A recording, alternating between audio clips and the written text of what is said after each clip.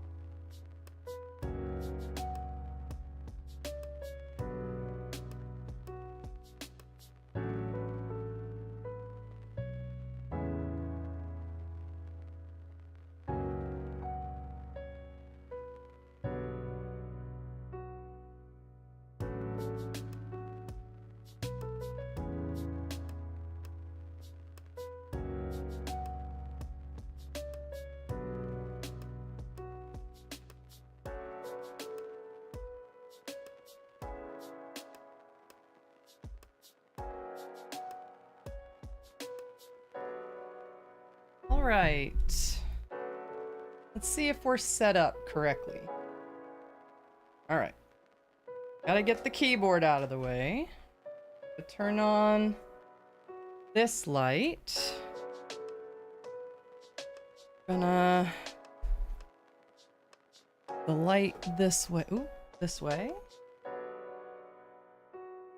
Hi, Charlie. Thank you for redeeming first. Good work.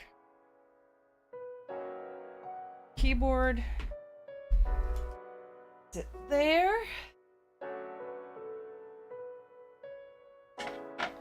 Sorry, I'm a little slow getting started today. Came in and I'm putting on the telly. Oh my god. A lot of pressure. I'm just kidding. It's fine. You can put me anywhere you want. I forgot I didn't take the dog out, so I had to run and take the dog outside. Putting me on the telly.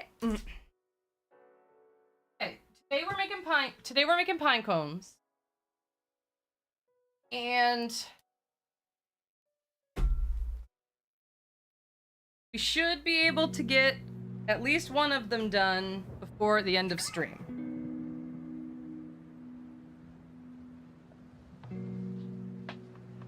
So let me see where my hands want to sit today. I want to sit here, so let's sit here. Perfect. All right. Putting me on the television. And this. Hey. And then we need a stitch marker. And we are gonna need posties. I hope you're doing well. I hope everything about that new place is going well for you. I hope you got the heat thing figured out.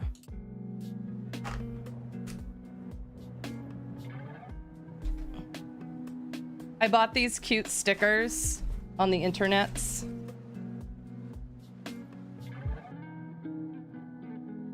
I'll show them off.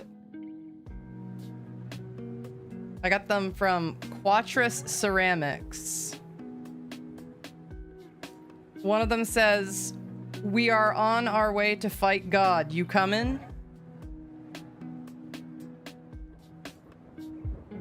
One has a bear on it that says, "Actually, I don't have any interest in making myself smaller. Thanks, though."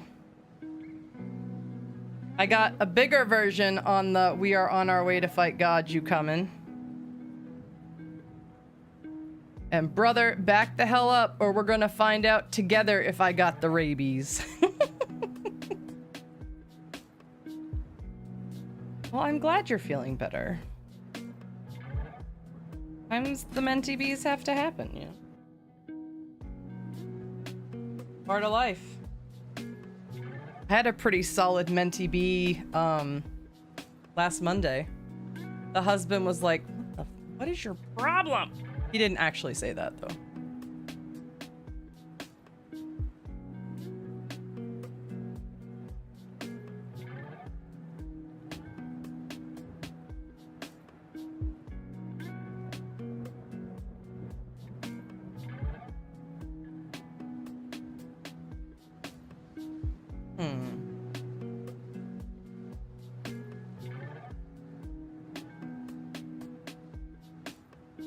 It's weird.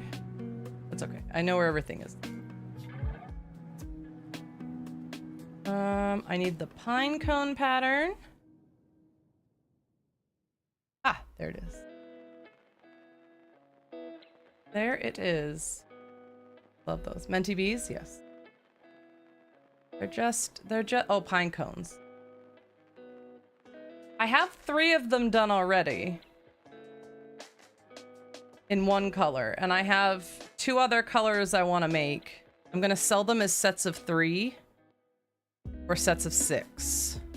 And you can get them in all the same color. Or a mix of the colors.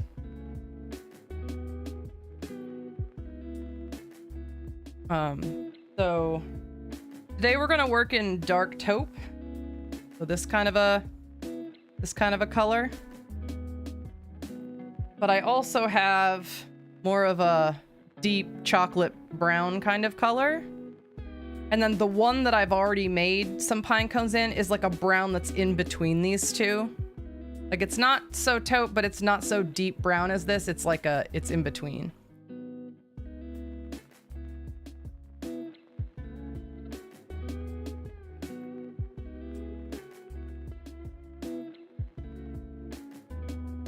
All right.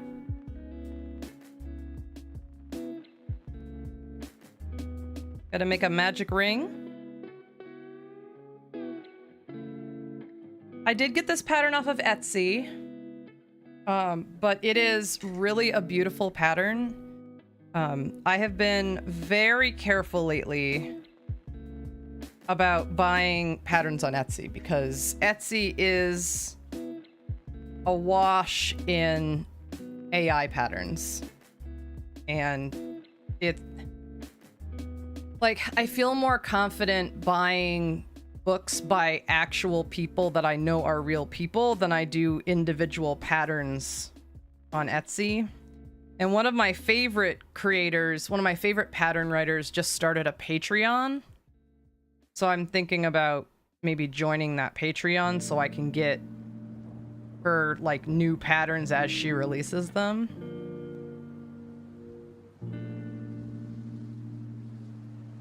But this was a pattern that I actually ran it through ChatGPT and I was like, what are... Oh, thank you. Hi, Flandiva. I ran it through... Do you have your puppy? 3, 4, 5.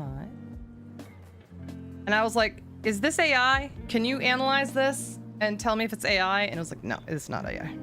What about it? And it's gorgeous. Wait until you see what this pine cone looks like when we're done with it. I could not believe how good this pattern came out. These pine cones are gorgeous. Not yet. 2 more days. Oh my god, I can't wait. Oh my god, I can't wait.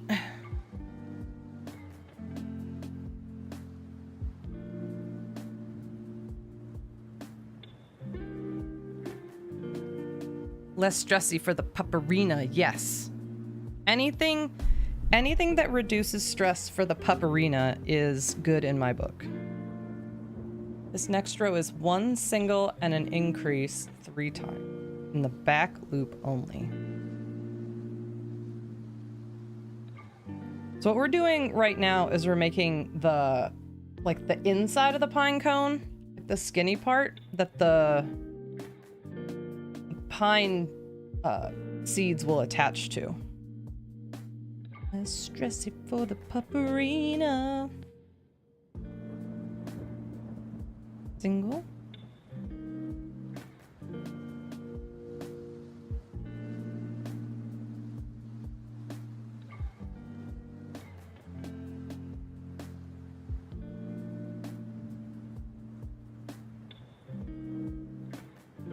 Yep. Hope everybody's having a good weekend. Getting some relaxing done.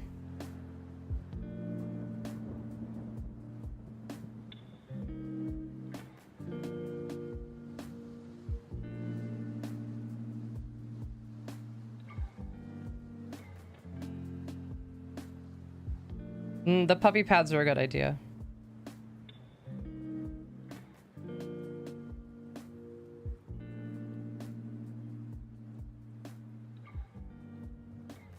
Very nice. Yep, you sound super duper prepared.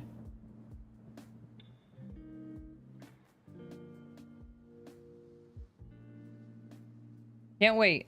I hope it all goes really well.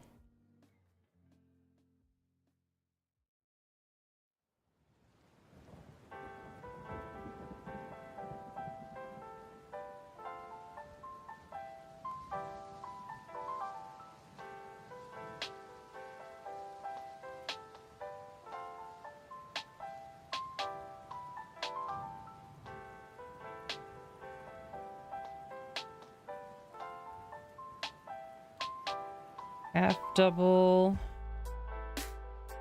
Double increase. Okay.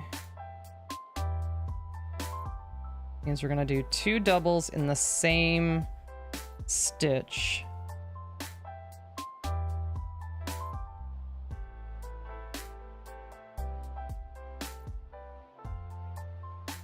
And then 2 doubles and a double increase 2 times. So double.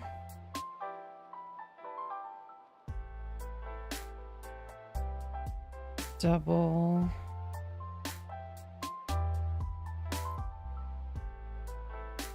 And then 2 doubles in the same stitch.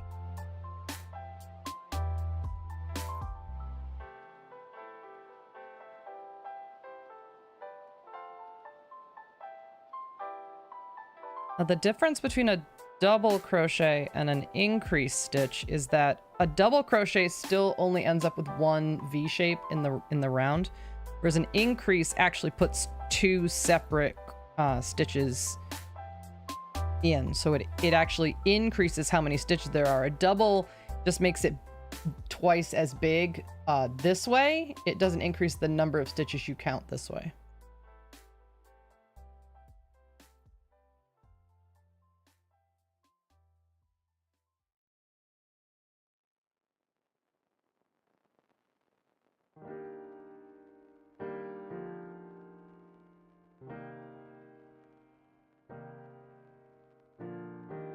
Yeah, I think so, Flandiva. I think I think I said kind of the same thing to you, which is we're not doubting your ability to care for the puppy. It's just we've all had dogs and we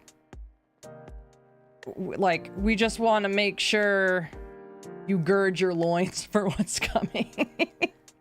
But we definitely do wish you the best of luck, and we know you're gonna love that puppy, and it's gonna be such a new experience for you. It's gonna be very exciting.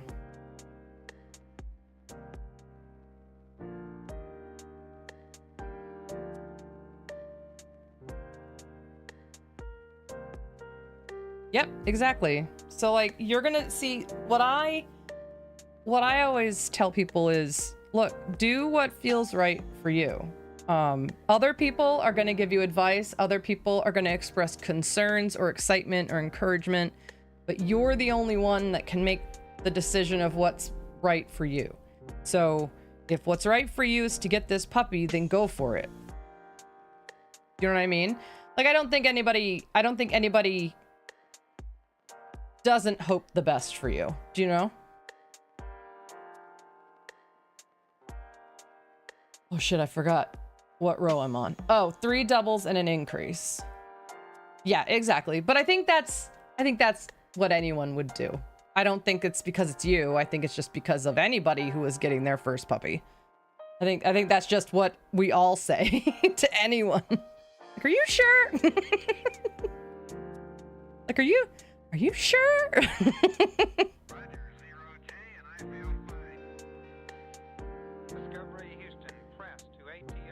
I say the same thing to people that say they're going for their PhD. I'm like, are you sure? I mean, good luck, but like, are you sure?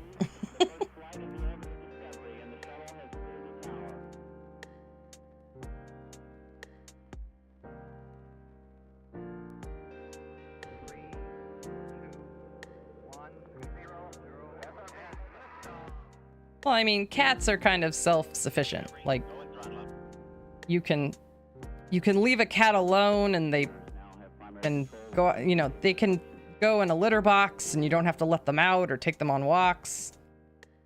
Having cats is very different from having dogs. But again, you've done all your research, so just get excited. You are prepared. Or as prepared as you're gonna be, you know?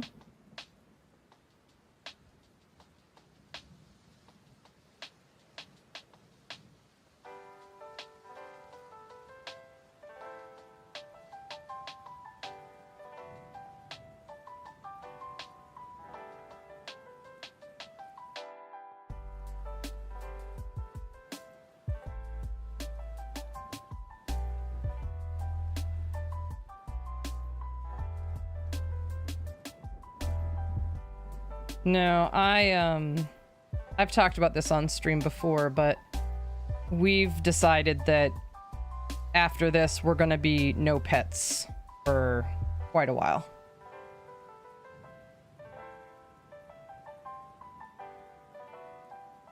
It's too expensive.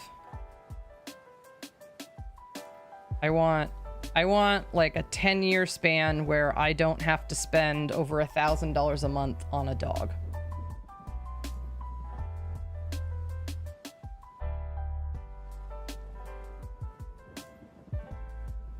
But that's the stage I'm in. You're in the beginning stages, which is so different. Like, there's a little bit of financial output in the beginning, but oh my god, at the ending, oh. You get them spayed or neutered, get them all their shots, and then as long as you're not like putting them into direct danger or anything, they're usually pretty good to go in like once or twice a year for a checkup.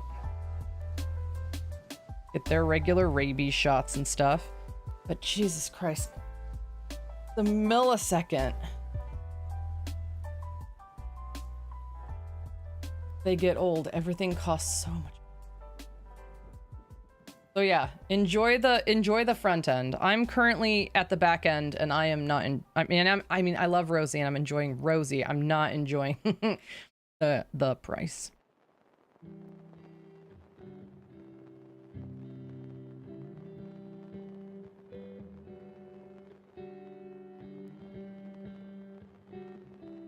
Yeah, you want to... Your vet will tell you when. Your vet will tell you when. I would trust the doctor. The doctor will tell you when to get them fixed.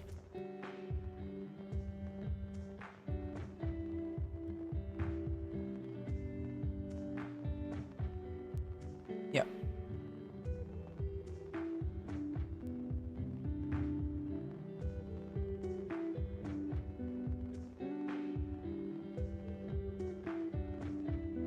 But yeah, most vets. Let me look up. That's some. Snip a hole. What? We might be on a delay. You might be responding to something that.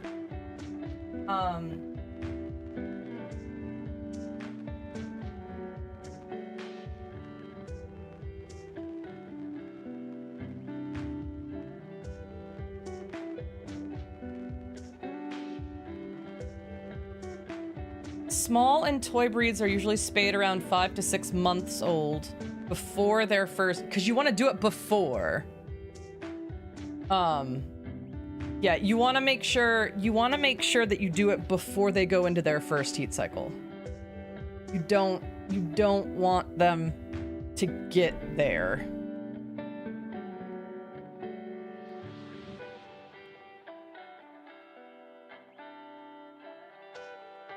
But again, I'm not a vet. I'm not a doctor. So, go with whatever your vet says is best, because they know best. 1, 2, 3. 4.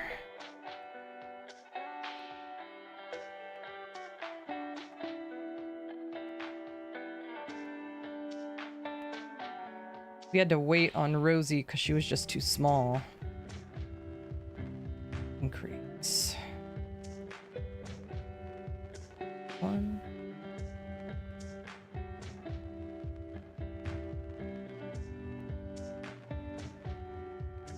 Ooh.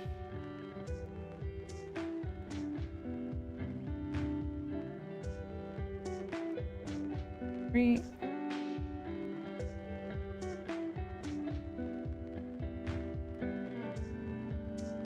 4. And 8.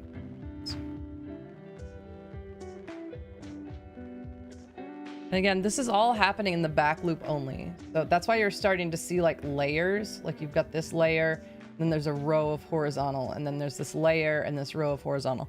That's because I'm crocheting into the back loop only. Because what's going to happen is these horizontal rows are going to be the stitches that we put the pine cones seeds into, like the ridges. That's what we're going to crochet them into. 4 increase. 2, 3, 4 increase.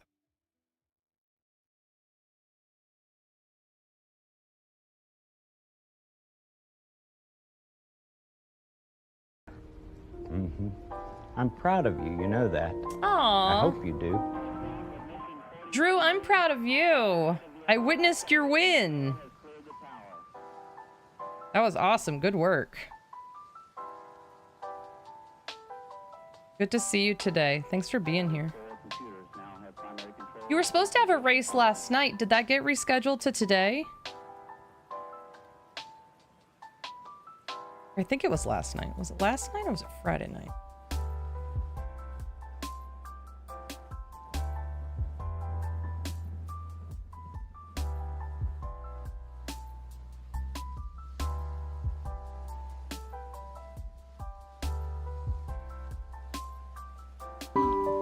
Oh,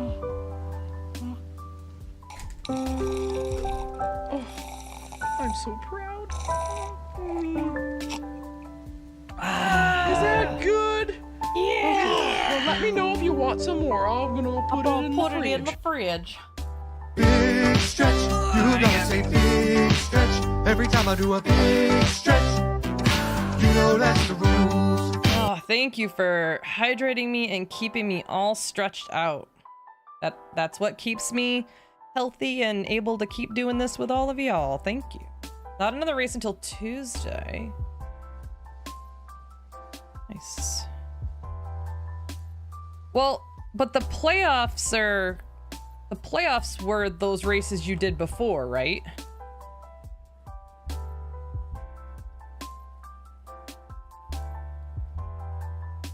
The last two only matter for placement. Oh, okay.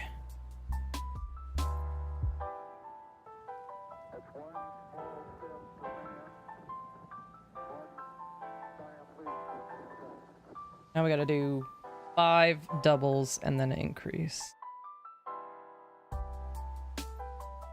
2, 3,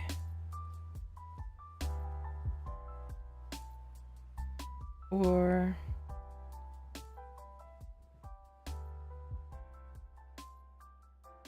5. Oh yeah, that is really good. I mean, I would consider that like you're average. You're at the 50th percentile, essentially. Which is very impressive.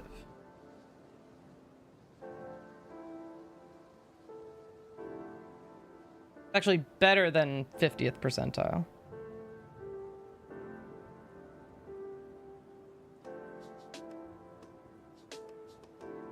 Oh, and by the way, I'm sorry I wasn't here on Friday. I didn't forget, and I should have posted something in the Discord, but I didn't. I was just exhausted. Then yesterday I had a terrible, terrible headache. Increase. 2 more and then an increase.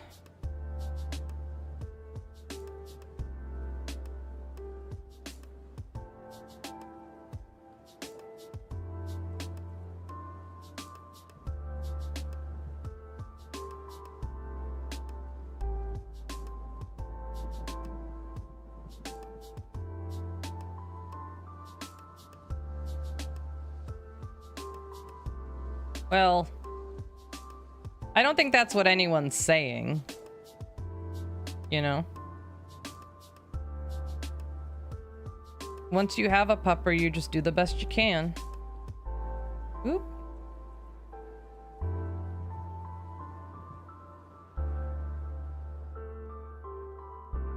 I mean, I don't think anybody came right out and said you weren't fit to do that, you know? I think everybody's just making sure you're ready. I think a little bit of that is probably just your own self-doubt.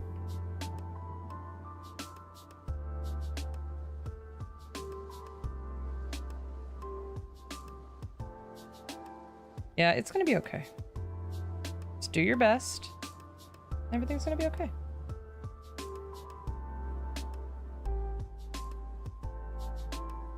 It's my fucking life motto. Like, oh, I don't know if I'm gonna do this good, but I'm gonna do my best. That's all you can do. If you're not doing your best, then you're not I'm proud of you, you know being that. good. I hope you do. Ginger! Hi, Ginger. I'm proud of you. Fucking boss. You guys know Ginger could not walk in February and now she's doing amazing.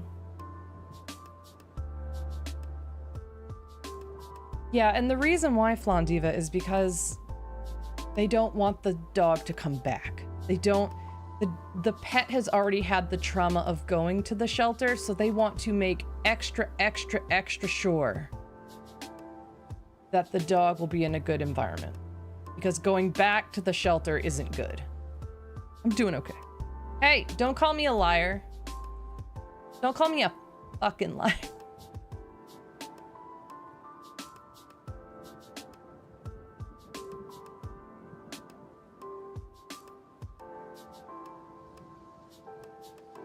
So right now I'm doing double crochets. So here's how you do a double crochet. So you do yarn over. And then with the yarn over, you go into the next stitch like you would to make a single crochet, You yarn over again and pull it through, and you should have 3 loops on the hook. You're gonna yarn over and go through the first 2. So now you only have 2 loops on the hook, and then you're gonna yarn over again to create the double. And what makes it a double is how much distance there is between the previous row and this new one you're making. It's not how many stitches are in the round. 1, 2, 3, 4. It's 5. 6.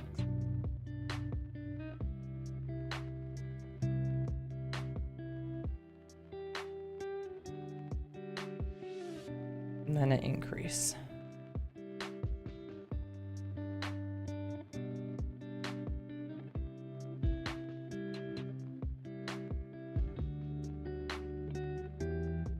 Yeah, here we have different kinds of places. So like we have shelters who are usually overpopulated and just need people to adopt. So they're usually not super duper picky.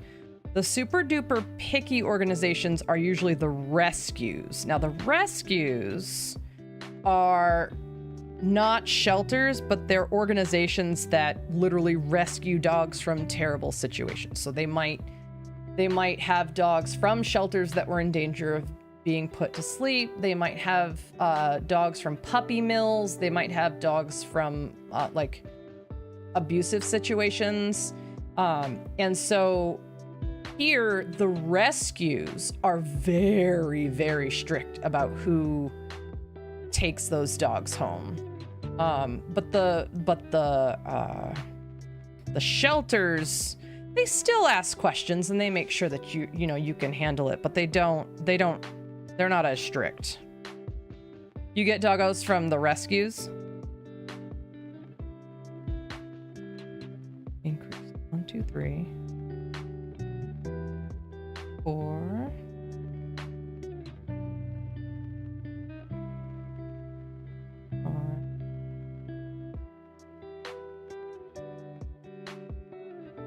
6.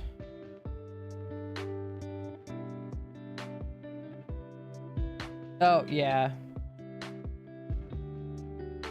Yeah.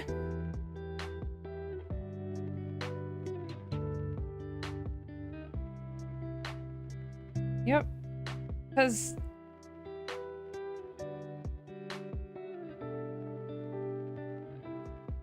yeah, well, an apartment living can be stressful too for a dog.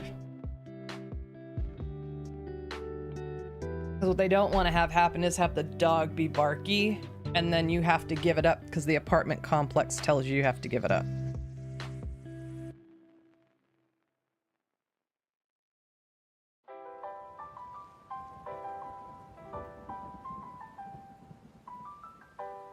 I don't know. I'm always on the side of caution with animals because we can't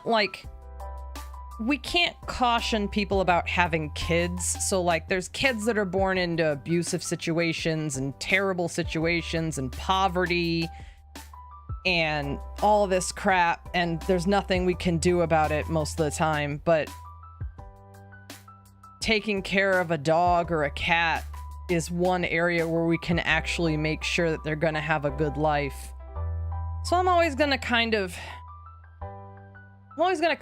be on the side of erring on the side of caution, even if it means disappointing people. I would rather be fucking 100% sure that dog was perfect. Now, if the choice is a slightly imperfect placement and euthanasia, I would say give the animal the home and let them live. But like if people are if it's not overcrowded and they have the luxury of being picky, I would 100% rather people, you know, err on the side of caution.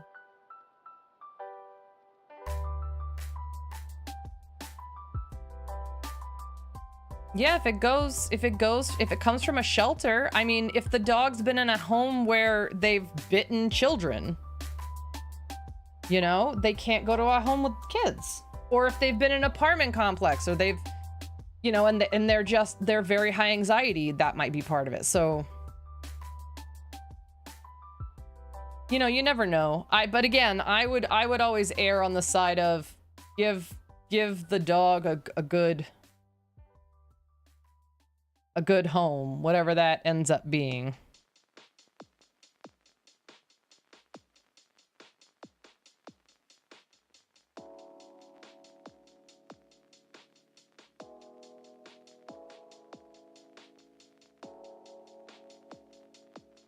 Yeah, so if your shelters don't have a killing program, then yeah, that's probably why they're more selective. Here, it's just out of control. Like, there's just...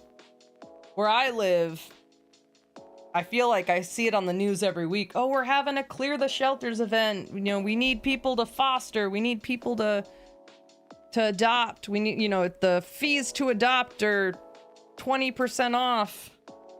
Or whatever, half off. What's this dog's weird quirk? Hates men? Fantastic, I'll take it.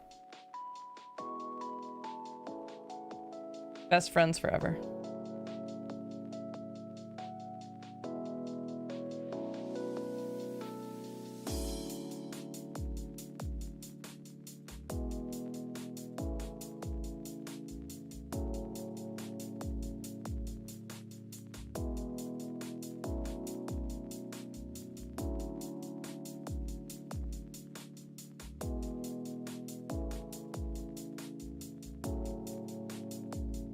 Yeah, and I always think, yeah, like, why do you think that is? I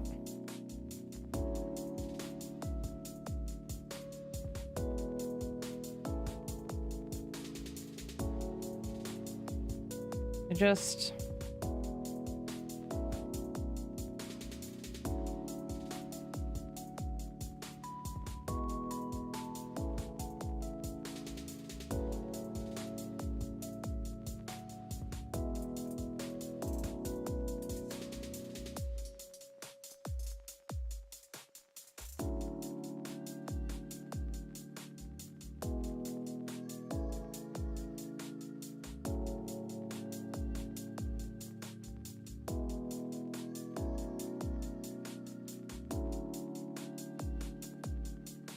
Well, yeah, they can, if you've got the resources to train them. Because again, nothing I'm saying is like an absolute.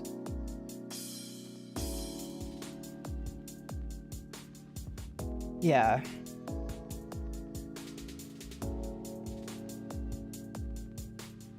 And what's funny is the opposite of that sometimes happens. Sometimes the dog can be very sweet and quiet at the shelter, and then you get them home and they're really aggressive or really anxious and have like, it's just adopting is something that really requires a lot of patience and resources that a lot of people just don't have. 14, I need to do 6 more.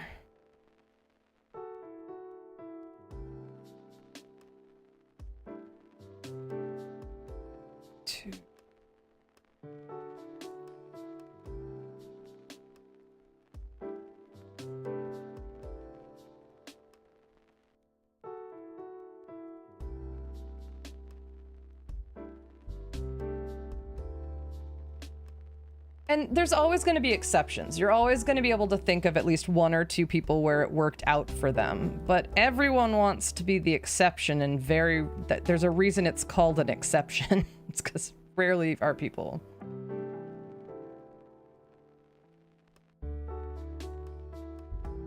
Five, 6, 7, 8, 10, 11,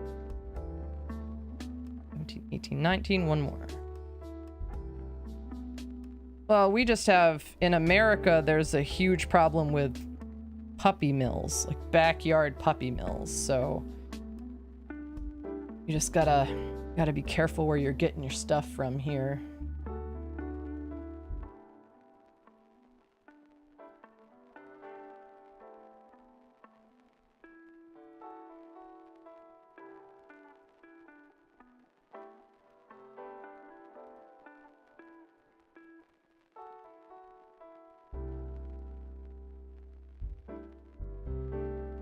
Yeah, we haven't ever adopted because we've just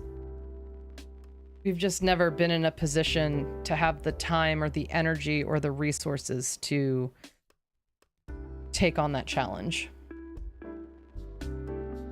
Both of our dogs have been bought through responsible breeders. Oh my god. See, and that's such a shame because they're so sweet. They're so sweet, and that's why people that's why, like, here, a lot of places you can't rent if you have that kind of a dog. You're not allowed to have that kind of a dog in an apartment or in a rental place. Some HOAs don't even allow it. It's the worst. They have the softest faces.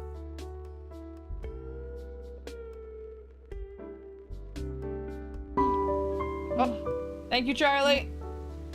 Oh, I'm so proud. Is that good? Yeah. Okay. Well, let me know if you want some more. I'm gonna put it in the fridge. Gonna put it in the fridge.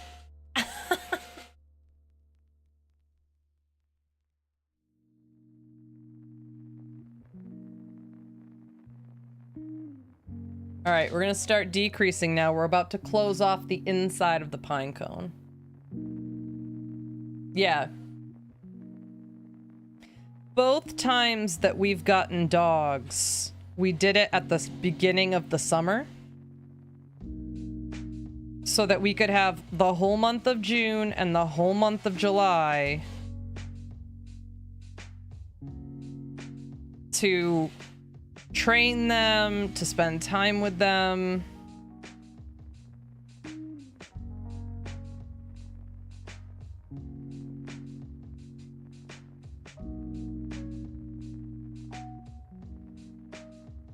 I'm telling you, it's exactly like people who say they want kids, and then once they have kids, they're fucking miserable.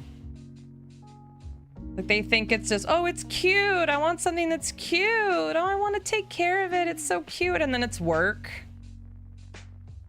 And they're like, wait, I hate this.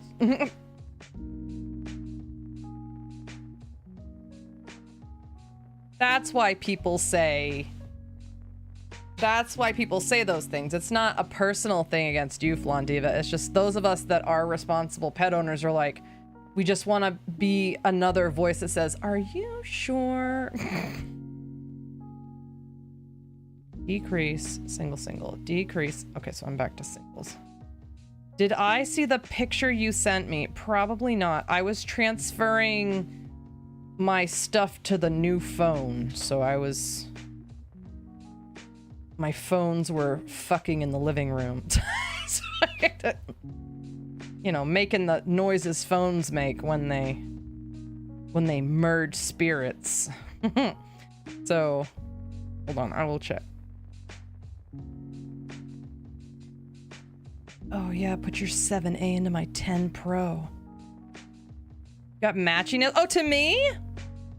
Fun, hold on. Ah, God. Shit.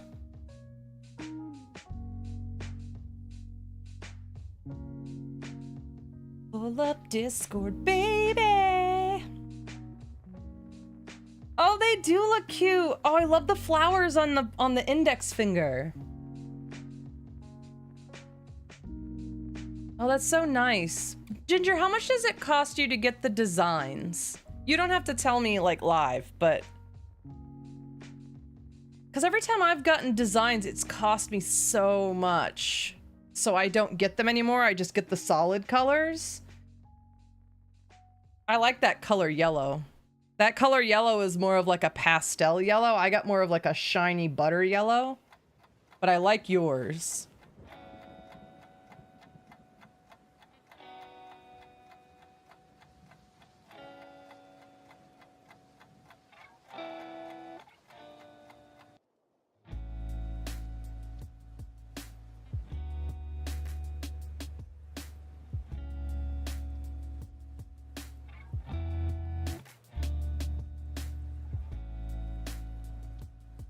Okay. Yeah, my manicure with tip is usually about 55, 60.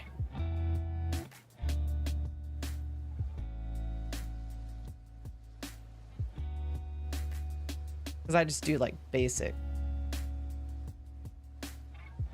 I need a pedicure really bad. my feet are in shambles. But I can't afford it.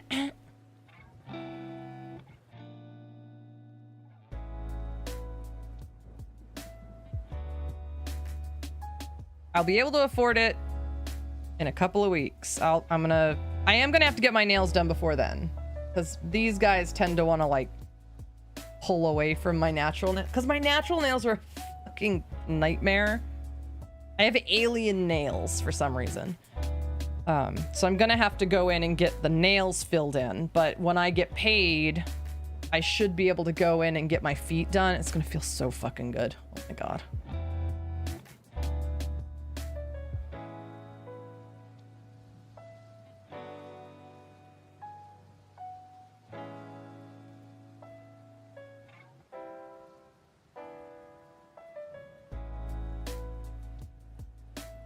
With acrylic overlay? Are you sending me more pictures? Yeah, mine have the acrylics.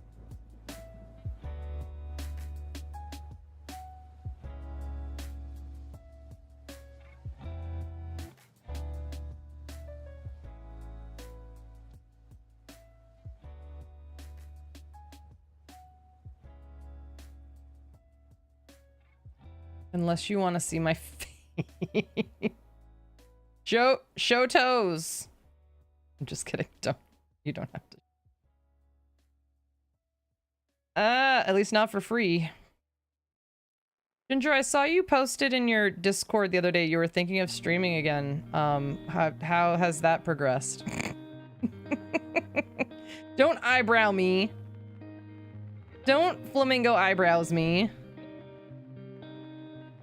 Ma'am. Just went into my basement and found mushrooms? Wait, I need more details. Like mushrooms to get yourself high with, or like mushrooms are growing in your basement?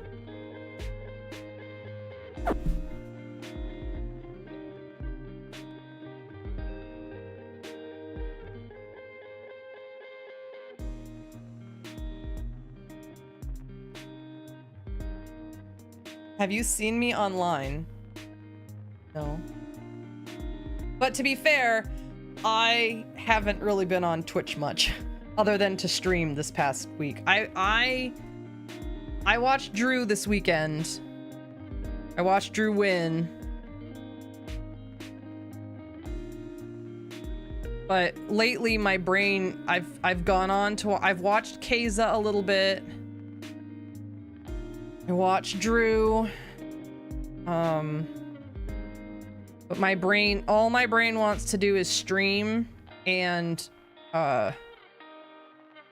just sleep. Like a sleeping.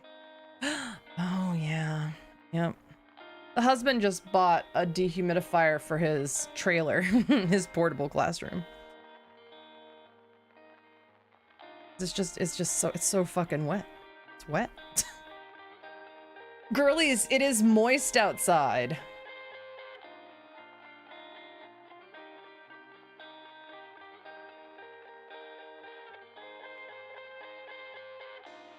Girlies, I don't know if you'd heard, but it is moist outside.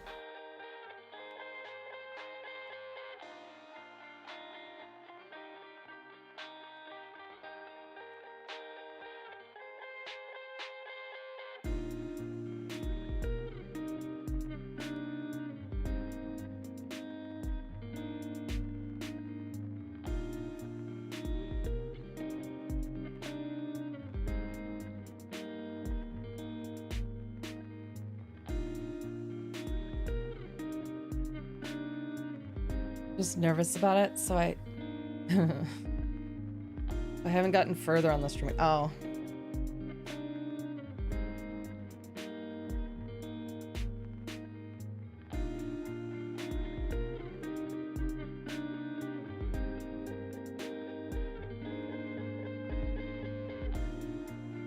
Well, here's what I'll say. If you want to try it, and you make me a fucking moderator, I will plan to be there for your entire stream to guard you. I know other people will too.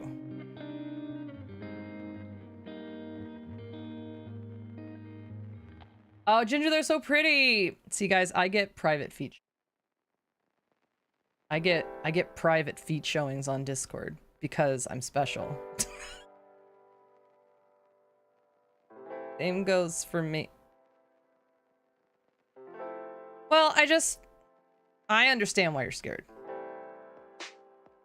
Free feats. I mean, it's not free. You have to, you know, we have to put up with each other. I mean, we both pay the price, you know?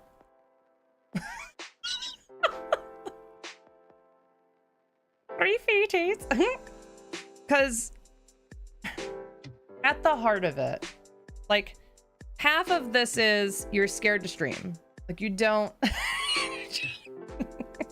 Half of this is you're scared to stream for extremely valid reasons. But the other half of this is at some point, we all have to work together as your friend group to help you reclaim the things you love to do. And if you truly love to stream, if you love to do Legos and listen to music and hang out with your friends and chat, if you love playing Zelda, if you love doing that, then what we have to do is we have to take this very valid fear and the fact that you love doing it, and we have to push it out of the picture. We just had, and the only way, there's no other way through it but to do it. And so you talk to us, you tell us when you are ready, when you want to go for it.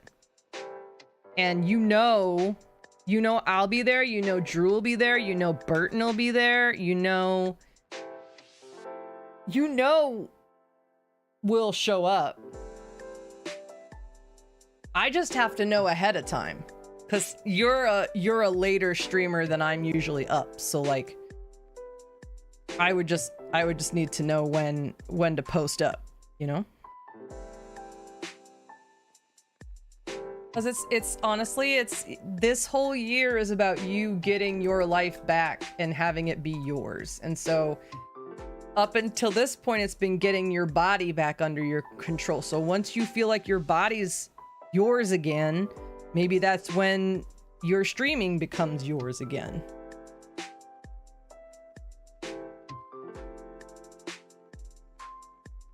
But I don't know. It's up to you, you know?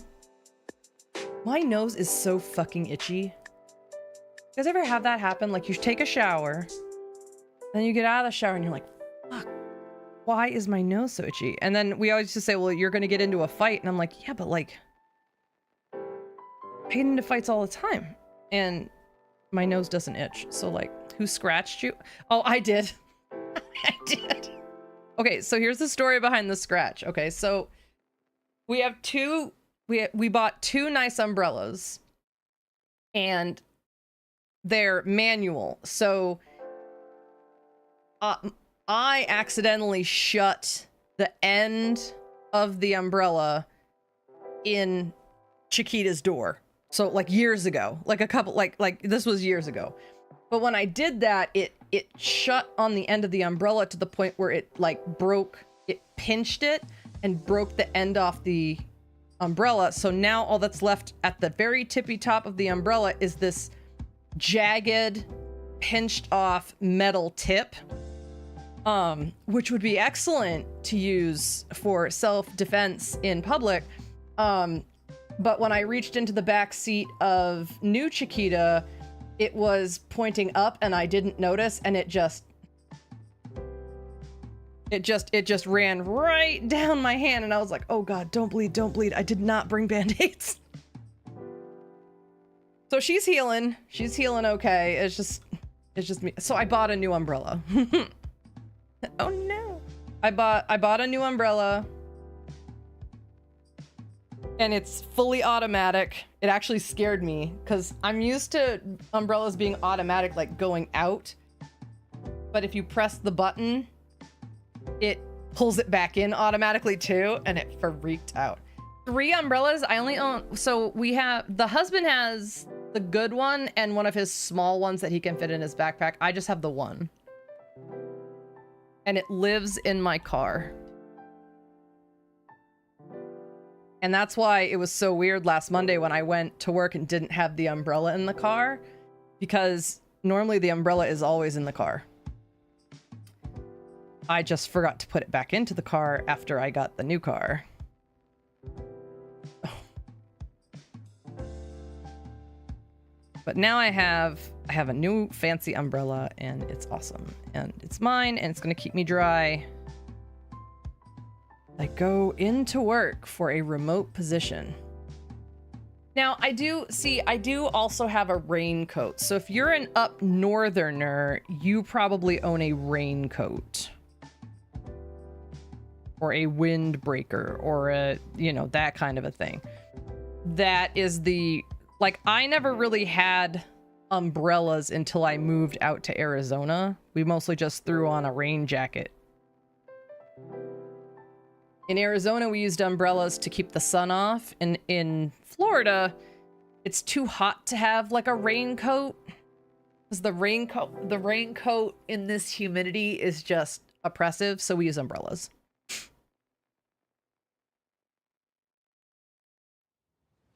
That's why we have umbrellas here instead of raincoats.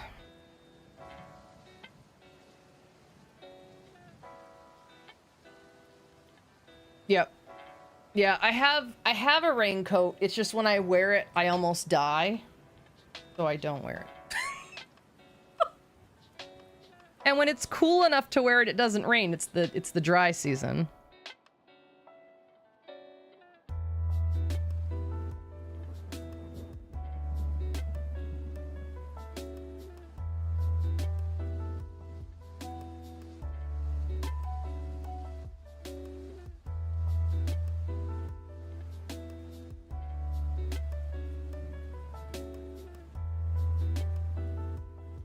Oh, and an update from my new job. I posted this in the Discord last week, but if you haven't been in the Discord, I'll share it here. So I asked...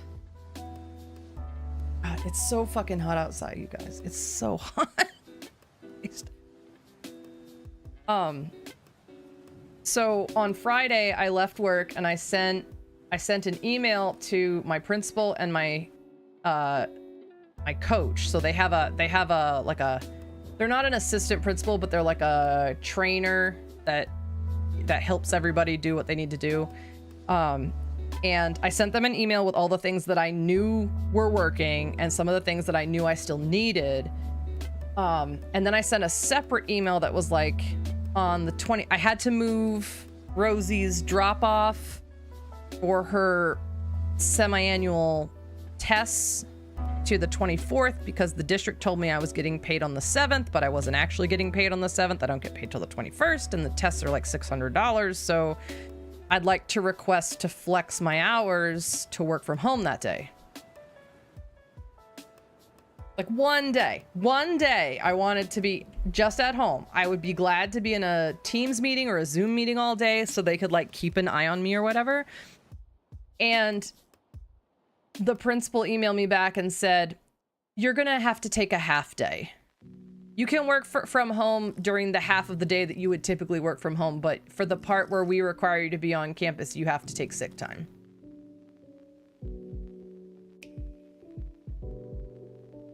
And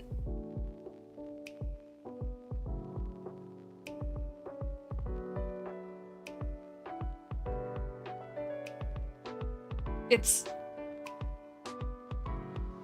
like, and what kills me is when I asked the coach, the staff developer on Friday, she's like, well, you know, we're actually not even supposed to let you go home halfway through the day. You're supposed to be with us until 3:30. I'm like, that's not what you told me in the interview. You said we had to be here like 4 or 5 hours a day.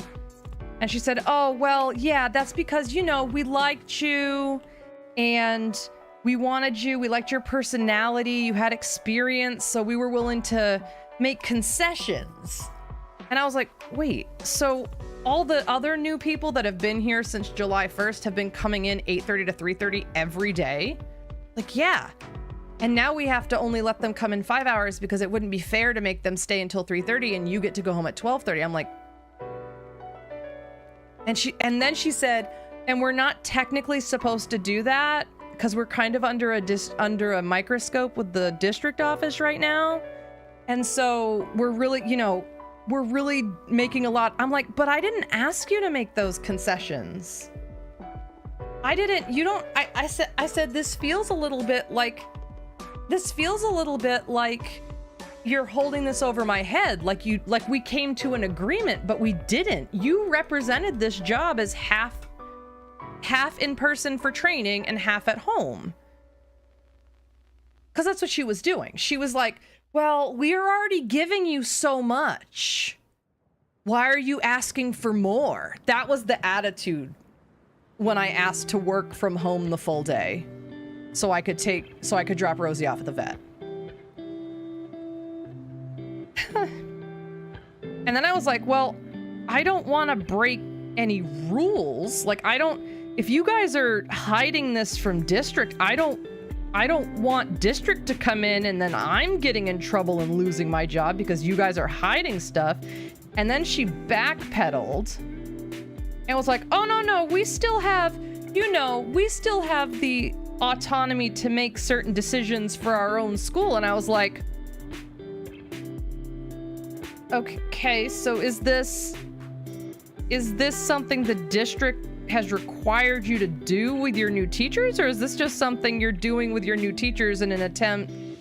I didn't say this part out loud, by the way. I'm thinking in my head, but like, okay, is this something the district made you do, or is this something that you're doing in an attempt to get the district off your back?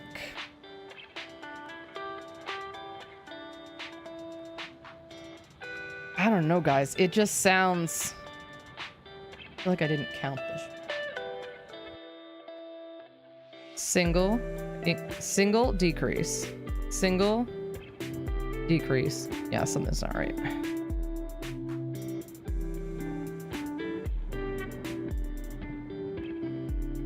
It just, like...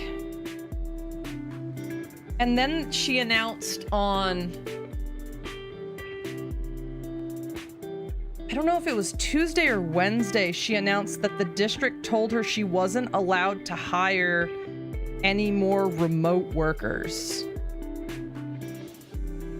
And I was like, what?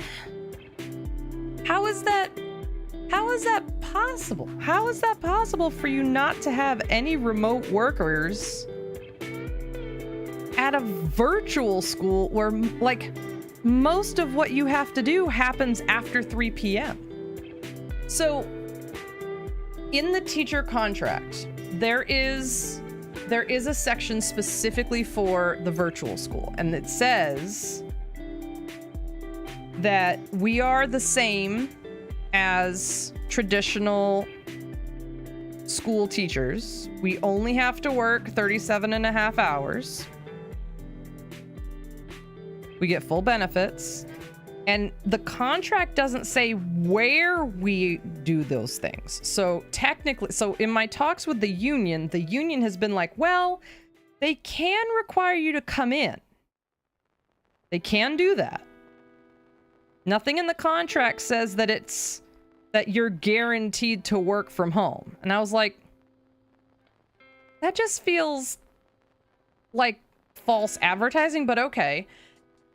But then they said, but they can't make you work more than 37.5 hours. So if they're making you come in for 5 hours every single day, they can't then require 5 hours at home every single day, because then you're working a 50-hour week instead of a 37.5-hour week. So what the union's basically been telling everybody that asks is, if they start pressuring you to work more hours than the contract, you have to get in touch with us. They can't stop them from requiring me to come in, but if they violate any part of the contract, then they can step in and say, no, I'm sorry, you can't do that. So I think the part of the contract that I'm going to bring up is that there's specific wording that says the teacher can opt to flex their hours into the weekend as long as it doesn't negatively affect students. So what I might do is I'm going to talk to the union and I'm going to say, do I have the right under the contract language to request to flex these morning hours into like a Saturday morning? Does the contract give me that right? And if it does, then all I need to do is notify the principal that I'm flexing those morning hours to a Saturday morning. And then I don't have to take sick time. But that's kind of where we're at. Yes, it does feel shady as fuck. And you know, it's not great. Yeah. So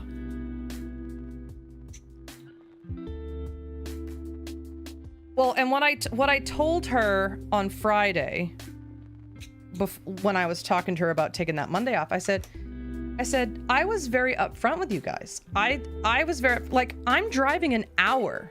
I'm driving a 2-hour round trip to be at this job.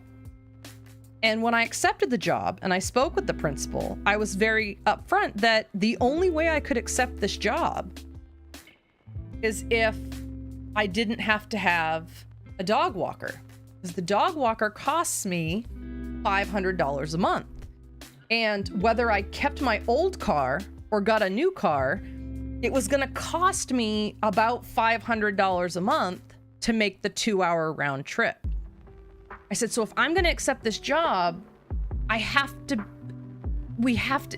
to be a give, because I can't accept a job that's going to increase my expenses by $500. That's not going to work for me. And apparently, they weren't allowed to do any of that. They shouldn't. They were supposed to hire new teachers to teach 8:30 to 3:30.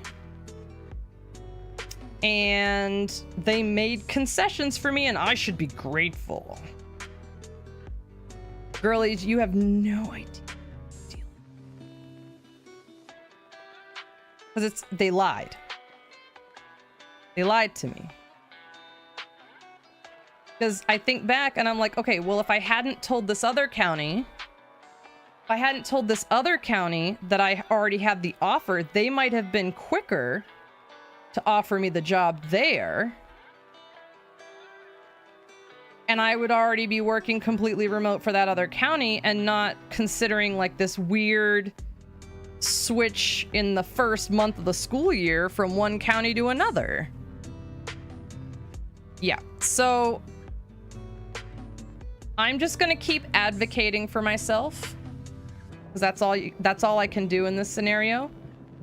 And I'm gonna go in and I'm gonna work from 7:30 to 12:30, and I'm gonna leave promptly at 12:30. And they get another 2.5-ish hours out of me that day, and that's it.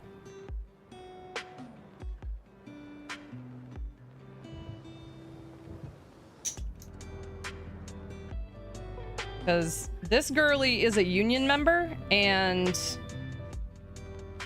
I know my rights.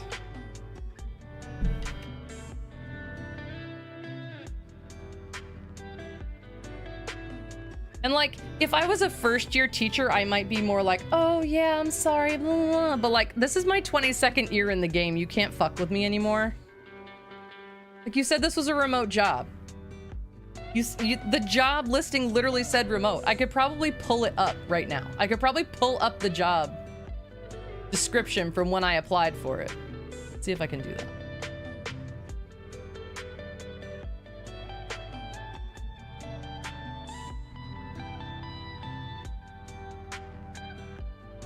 Submissions. Application status. Oh, I love it. It doesn't even say hired. It just says application received, because nobody ever fucking finishes anything. Oh, did I go to the wrong? Oh, I went to the wrong county. There we go. I was like, wait, that's log in. 'Cause I'm just curious, like,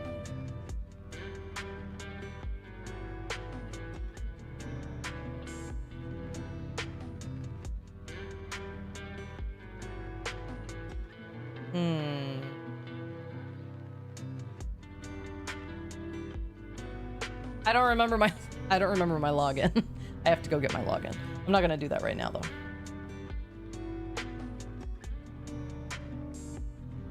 But I wouldn't have applied for it if it wasn't remote. And then when they called for the interview, when they called me to schedule the interview, that's when they threw in, oh yeah, and by the way, you have to be in person for your first year. And I was like, that's not what the job listing said. That's not what the job listing said. Job listing said remote.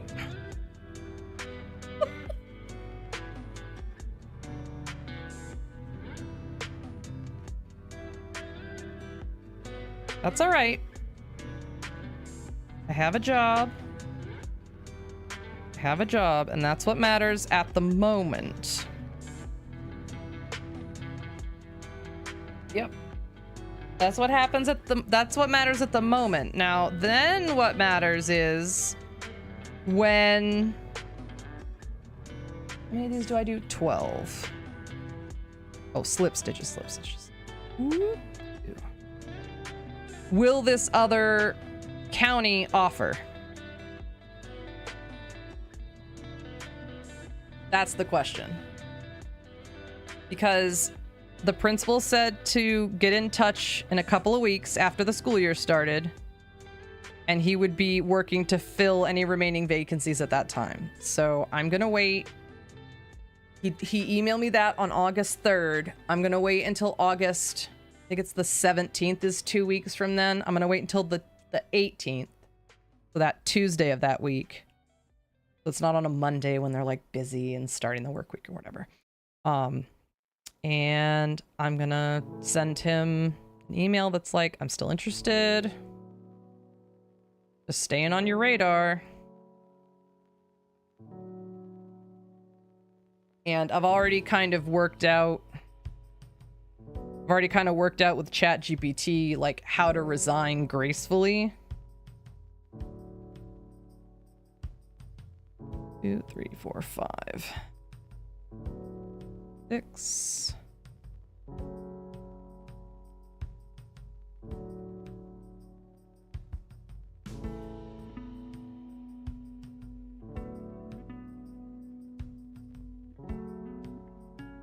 Thanks for lying to me. Take this job and shove it. And honestly, they probably just did it because they were desperate for someone to fill the role. Because they probably had like a resignation or... I don't know. It just... Everything seems so sketchy. 2, 3, 4, 5, 6, 7, 8. 8. Oh god, my nose is so itchy. Oh, 1, 2, 3, 4, 5, 6, 7, 8.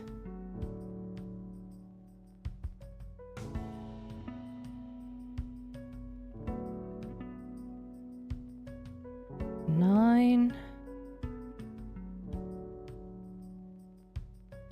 10,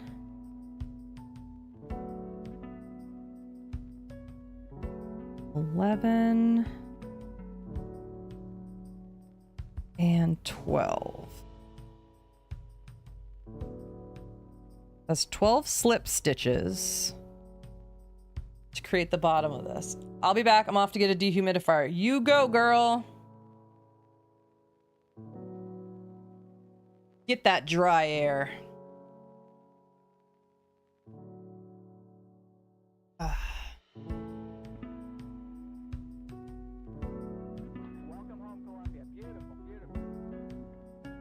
Oh, that reminds me. Something I got for myself is an Ethernet hub. So now a cord goes from the router to the Ethernet hub, and then I have my computer and my PlayStation and my Switch all hooked into wired internet now in my office. So I'm excited to see how that changes how the games behave, I guess, or like how quickly they download.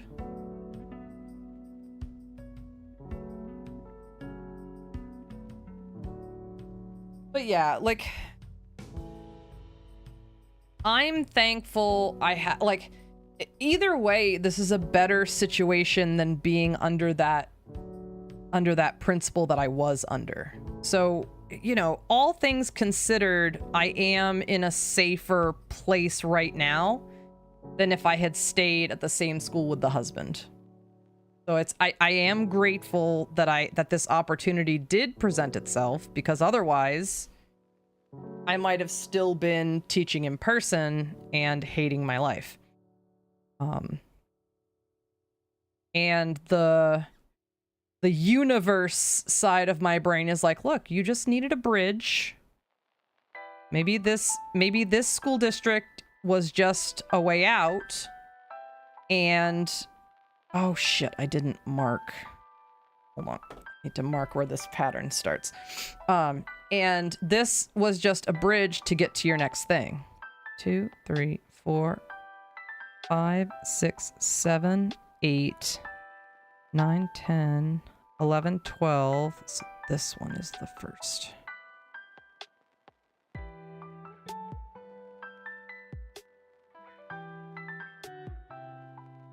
Right.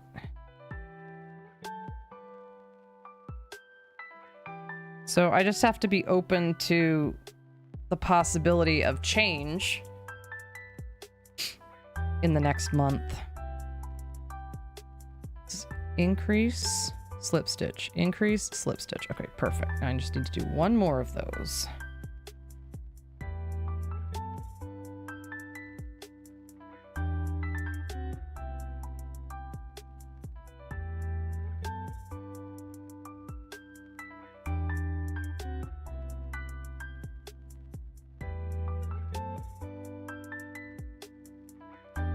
So yeah, what I'm doing is I'm crocheting into these horizontal, these are the front loops of all the stitches I made to make the body of the pine cone, because I was crocheting into the back loops only. So that left these front loops for me to use to crochet into here. Increase, increase. Wait. F.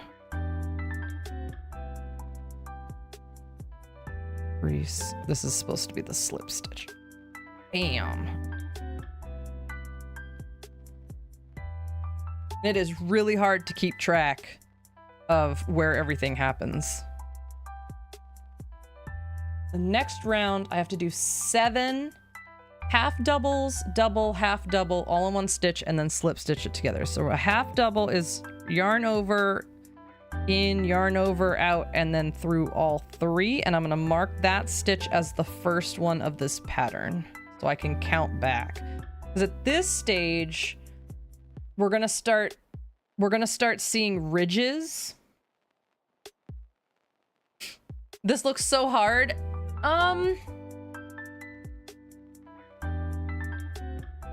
The way I would think about it, Ginger, is I would think about it as like these side stitches are like you making a single crochet into a V. But instead of making it into the V, you're making it into this little loop right here. So literally all I'm doing, I'm just doing the same thing you've learned how to do, which is go in, yarn over. Oh, hold on. It's all loop-de-dooped. It's all loop-de-dooped. So yeah, you just go in,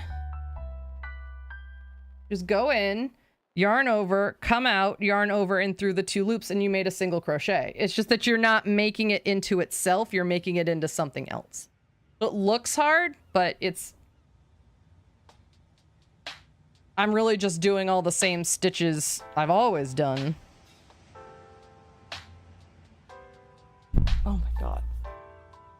I just want to stick tissues up my nose and just... But that's gonna make me sound ridiculous. All right, double. Now the directions say to do all 3 of these into the same stitch. So I'm putting a half double. Oh my God. Oh my God, no! No, I lost it. Half double. So they all have to go into this same hole. So now we're gonna put a double into that same hole. And I'm gonna do it better this time. Yep, and then another half double into the same loop through all 3. And then what's gonna happen is you're not on camera, do it. And then what's gonna happen is I just put all 3 of these stitches into the same loop. So when I slip stitch into the next loop, it's gonna pull them in like a little arc. This is where we're gonna start seeing those pine-coney kind of lumps that you would expect to see on an expanded pine cone.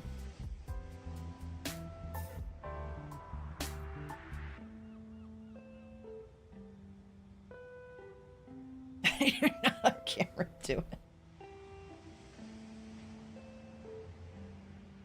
Oh. Just tear my nose off. Oh my God. All right, so I have to do how many of these? 7 of these. That's 1.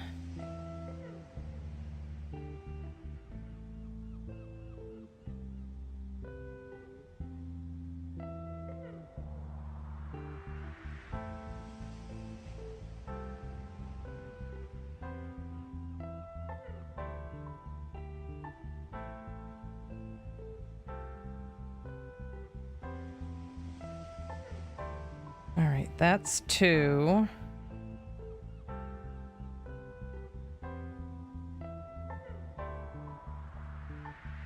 You can kind of start to see the bumps that are forming. Here comes 3.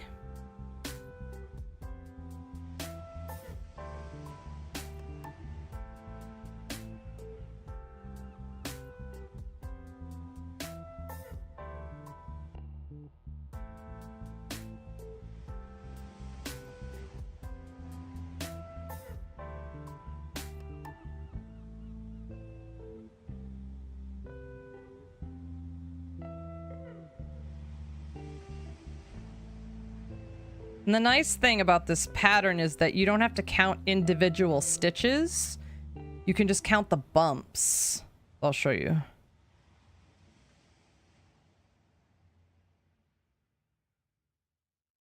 Like if I'm wondering, oh, okay, how many have I done? I can count 1 bump, 2 bump, 3 bumps. You can kind of see how they go bump, bump, bump. So I know I need 7 of those.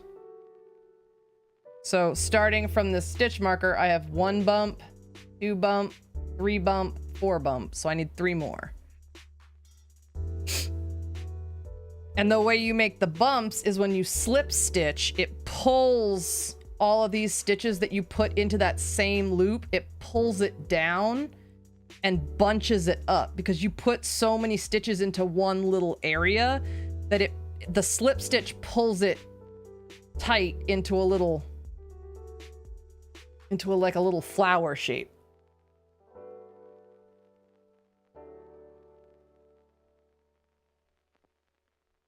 Gonna rip my nose skin off. So itchy. So yeah, so the next one, all of the stitches I'm gonna make are gonna go into this loop, which is gonna make like a lot of stuff in a very little space. And then I'm gonna slip stitch into the next one, which is gonna pull all of that over like a rainbow shape. I'm gonna half double, which is that, double, which is double the length of a half double, and then a half double again. So we got all these stitches in this one loop, but then in the next loop, I'm gonna yarn over and a slip stitch. You pull this through all the way, and when you pull it tight, it just makes another bump.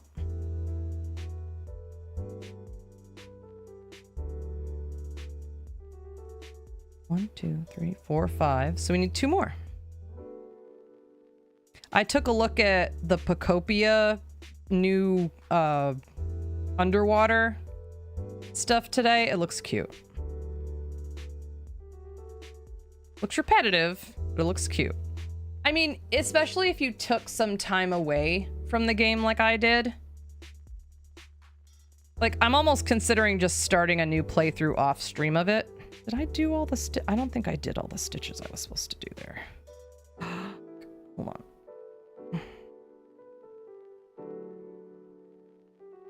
Half double double, half double slip. Half double double, half double slip. Half double double, half double slip. Half double double, half double slip. Half double double, half double slip. Half double double. Okay.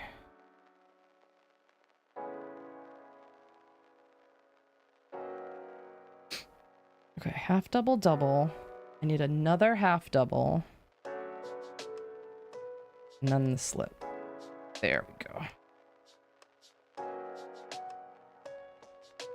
Because, like, I think they put a lot of quality of life improvements. 1, 2, 3, 4, 5, 6. One more.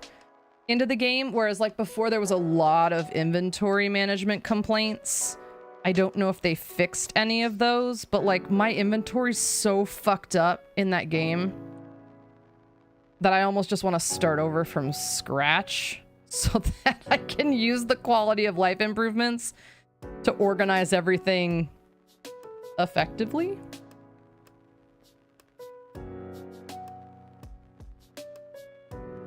And slip. Okay. So now we're kind of getting, like, we're getting the start of what's going to look like this pine cone. So the next, I'm going to tuck this little end inside so it's not constantly getting tangled up. Coley! It's Coley! Coley, what movie were you watching? I didn't click in because I didn't have time to watch the movie. I did want to say hi though, but I didn't want to bother you guys. So what movie were you watching in your movie channel the other night? I love Shrek. Shrek.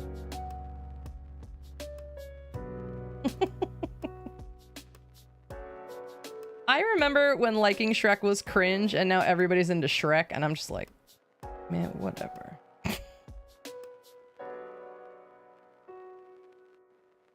Man, whatever. Back when DreamWorks was halfway decent and not constantly Minions.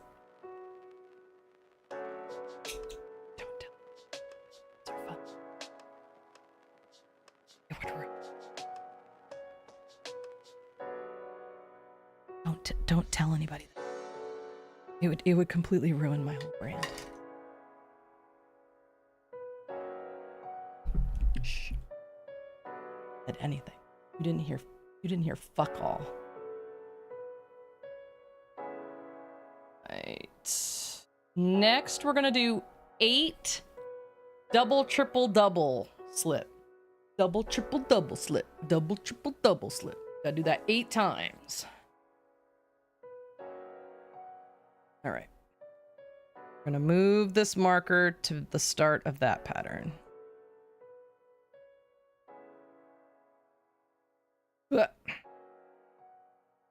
All right.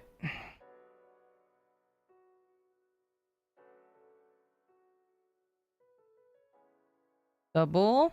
Now triples 2 loops before you go in.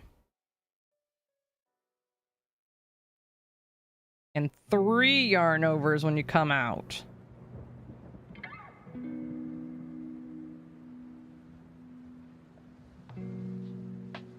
And then a slip. So this is going to start making a little bit pointier, a little bit bigger pine cone seeds.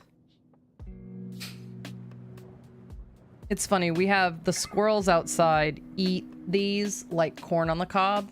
So like we'll go out and they'll just be husks, like just this part in the yard, and just scattered all around it are these seeds with the actual seed part eaten out of it. So what they do is they peel the seeds off of the husk, they nibble the seed out of the little piece and then they drop the piece because the whole piece isn't the seed. The seed is in like the base of it. It's so funny. And the husks look like coconut shrimp. It's kind of funny. Oh, I have to mark this. Okay, so that's the slip. Double, triple, double. Doubles here. Gotta mark it so I can count my humps, my lovely lady lumps. Pinecones are such a cute crochet idea. Look, I looked for an Etsy pattern for these forever because so many of them look like AI, and I was like, oh, I don't want to spend money and have them come out like shit.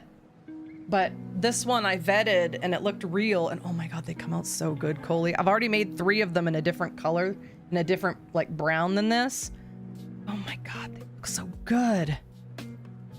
I have to take a picture of them with the raccoon and post it on Instagram. I've been lax in my Instagram/YouTube posting these past couple of weeks because of the interviews and starting the new job. But I'm gonna be back on my bullshit this week. Oh my god, they just look so fucking good. I can't believe how good this pattern is.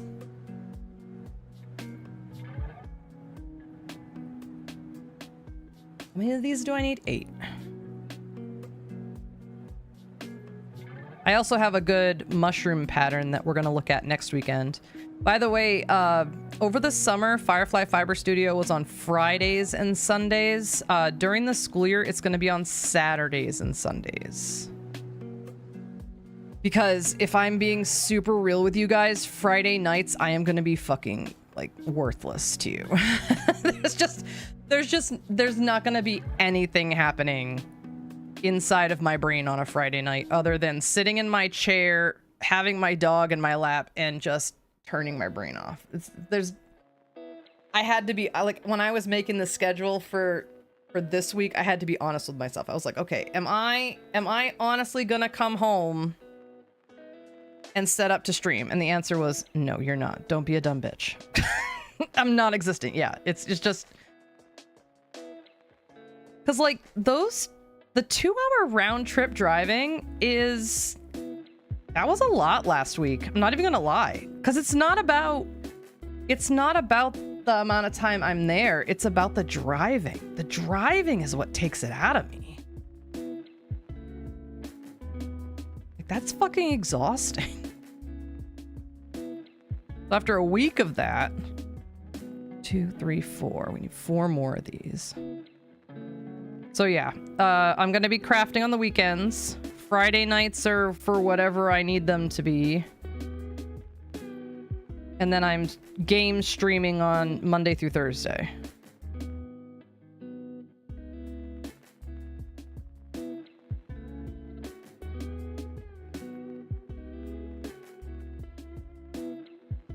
We're playing Spirit Fair tomorrow. I'm excited about that. I really enjoyed the beginning of that game more than I thought I was going to.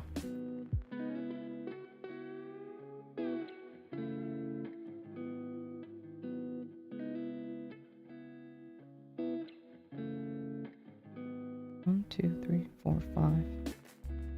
Coley, what's the latest with Disney Dreamlight Valley? Like, I remember Winnie the Pooh coming out. Has anything else new come out for that since then? I don't play it. I know you play it and get excited about it, so I'm just curious. I'm just curious. Oh, fuck. No. Haha, saved it. No, fuck.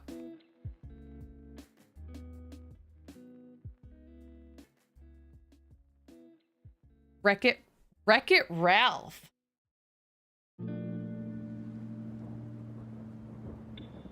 That's interesting. They've really used up all the other ones, huh?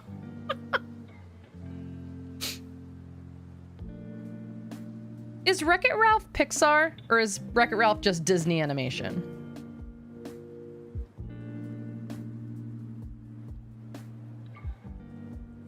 I can't remember. I think it's just Disney.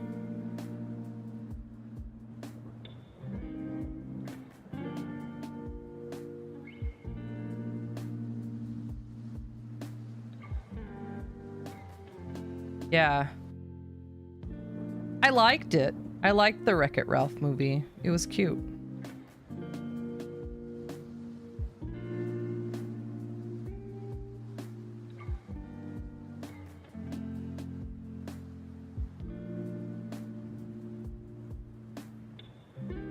Okay, one more of this pattern and then we're gonna move the marker.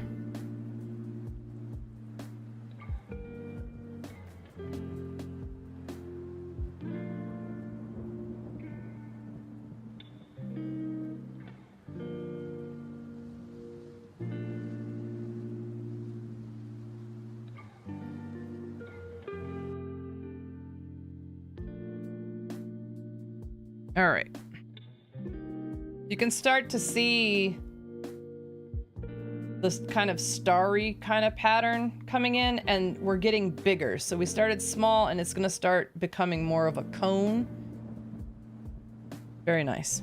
Penelope is the travel portal companion, so it was nice that they finally added Ralph.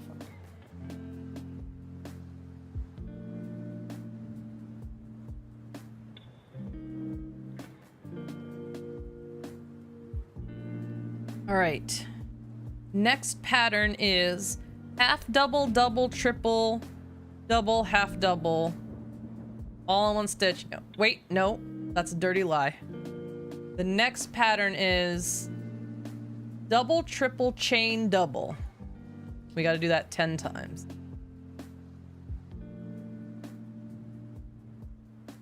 That 10 times.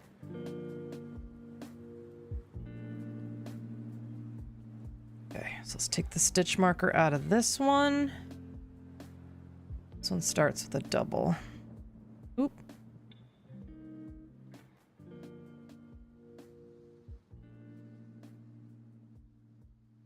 All right, double. Then we're gonna mark it like a responsible adult. That's what we are, right? We're responsible adults.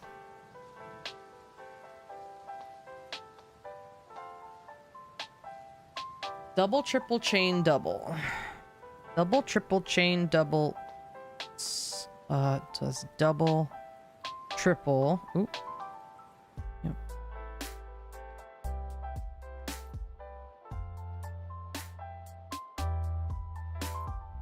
Chain. Double. And what that chain's gonna do is it's gonna give it a little bit of a point. And then we slip. It's gonna make it a little bit pointier than the previous ones. All right, double. Triple.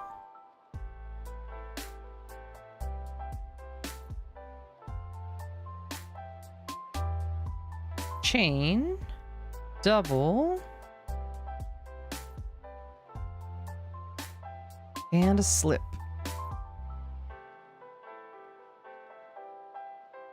That's 2. We got to do 10 of these.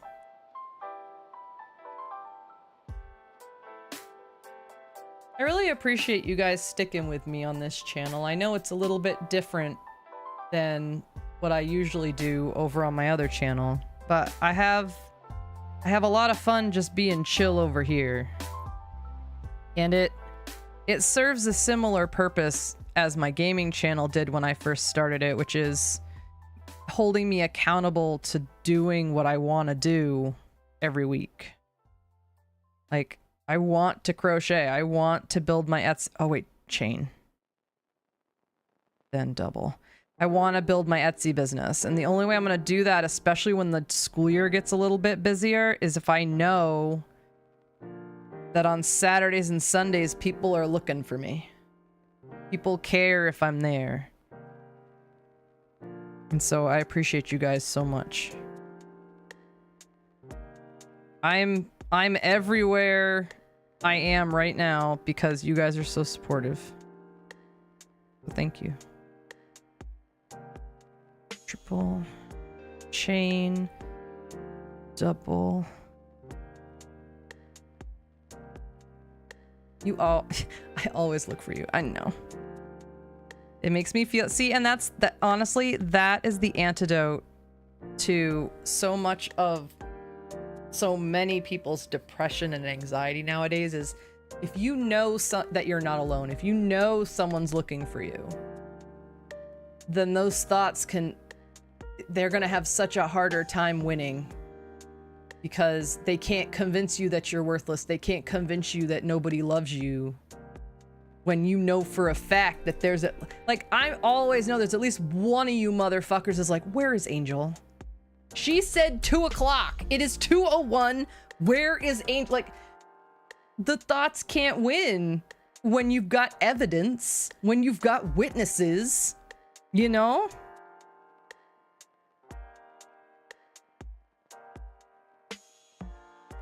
And that's, to me, that's the most important thing that Twitch does for me and for a lot of people is it reminds us that people care and that we're not alone. It's so important.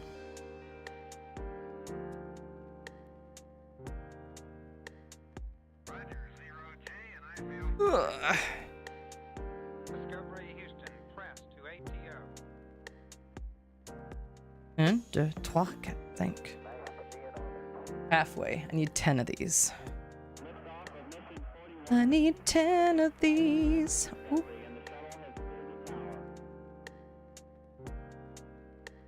Oh my god. I need to do some research into like copyright-free music playlists. Like, I don't have the money to buy them just yet, but like I need some music that I can rotate more than just going on YouTube Music and being like, copyright free music, anybody got a playlist? It's always this one. it's always that one. And halfway through you get this random astronaut like talking into Houston, we have a problem. Ugh.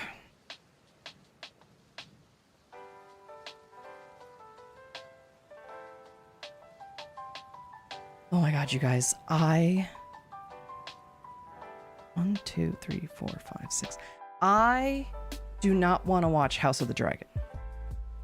What I do want is all of the memes and like little clips that are on Instagram of House of the Dragon, because like I feel like I've already been hurt once by HBO doing George R.R. Martin shit, and I am not going to invest that kind of time again, but like I just, like, I feel like oh wait, I need to do chain before I do a double. Chain. Then a double. I needed to know Daemon Targaryen existed. Like, Matt Smith... I'm just, like, I'm thankful for Matt Smith. I'm just gonna say it. That man played the Doctor. That man played... Ooh. What I think is funny is he played Prince Philip in The Queen, and he plays like somebody who should have been heir to the throne but wasn't. Well, I mean, if you kept the male heir bullshit, like he wasn't technically. But I think it's so interesting that he's been cast in that kind of a role twice now, and this second time is so much more badass. Or it appears to be. I mean, it's all fucked up with like the incest and shit. Like it's all like that's all messed up. That's another reason I don't really want to watch the show, because I'm just gonna be grossed out the whole time. But I love dragons, and it's like I just want to see the dragons. Is anybody else watching that? I just need dragons, guys. Dragons and hot dudes willing to murder people for me. In my Minecraft server, I watch Zero TV.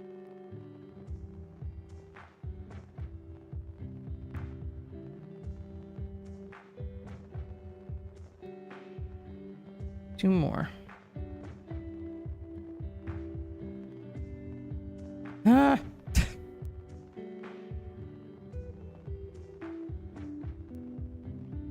There we go.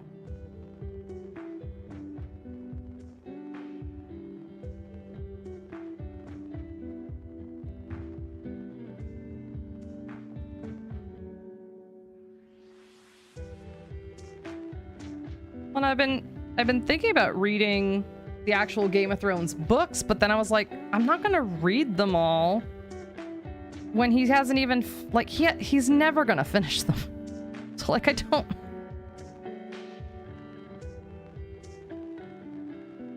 Gives me the highlights. Yeah, that's what I feel like Instagram is doing for me right now. Like sometimes I log in and the algo shows me all puppies, and sometimes I log in and it shows me all dragons, and I don't really know why it's making those decisions, but whatever, man. I don't think the algo understands what I'm into.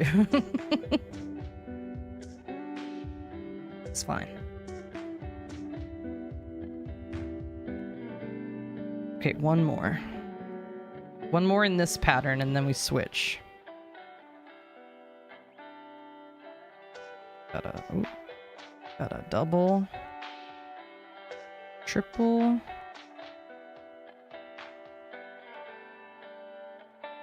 Okay.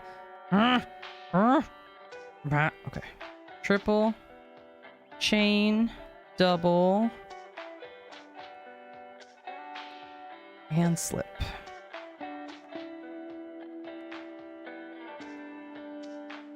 Slip. There we go. So we're really starting to see the pine cone kind of build up on itself now. Those layers of seeds, which is really exciting.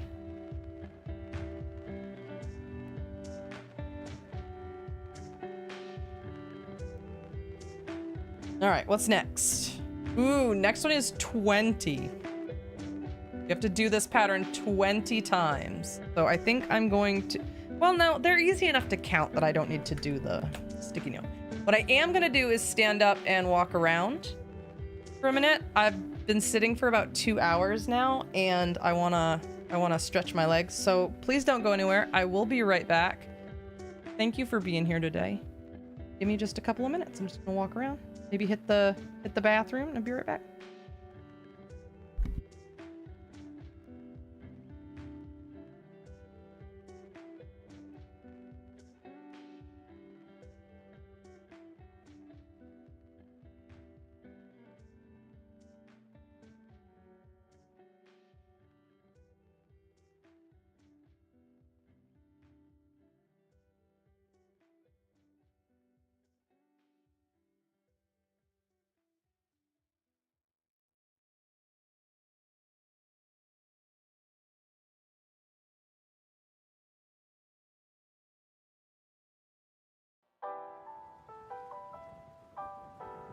Liftoff of mission 41B, the first flight of the orbital Discovery, and the shuttle has cleared the tower.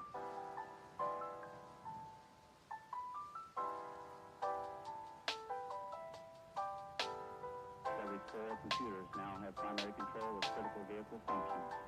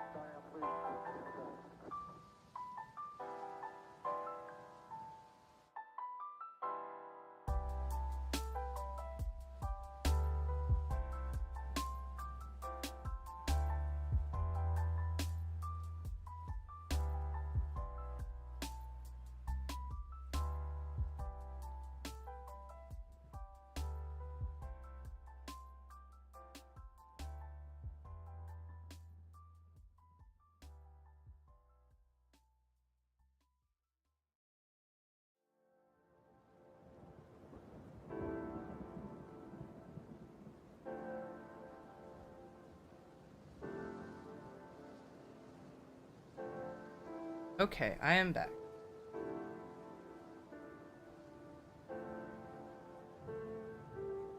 I am back.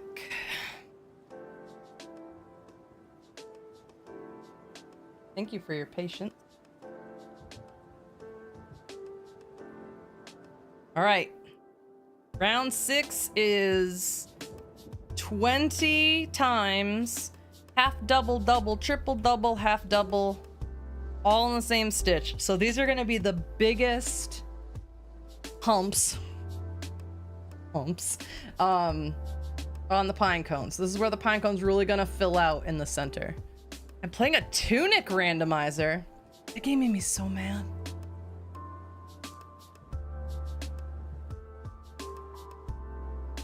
It was cute though. I would watch you play a tunic randomizer.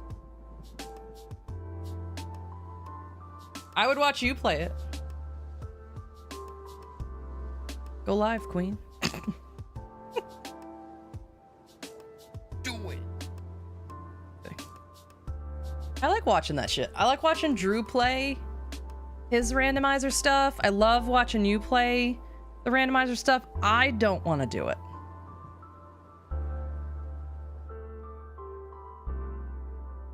I want you to do it and I want to watch.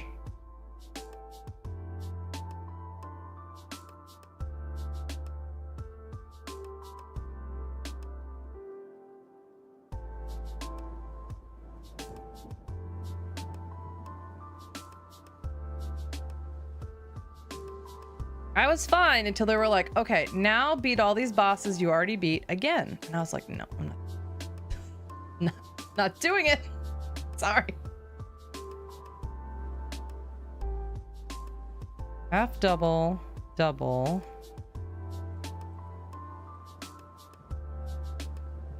Triple.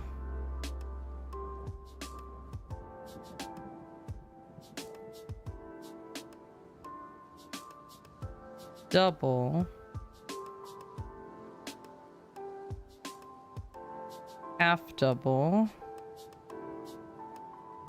And then a slip.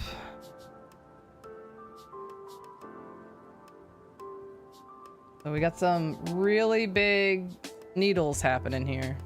Yeah, I got you.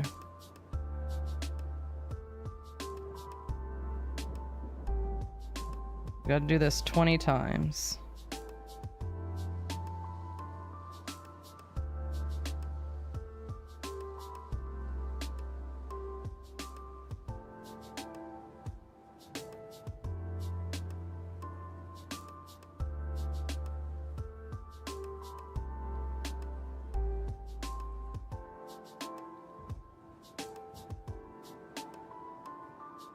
You ever finish? No, I did not. That was a DNF. Wait. Oop. Half double double triple. Wait. Half double double triple double half double. Flip.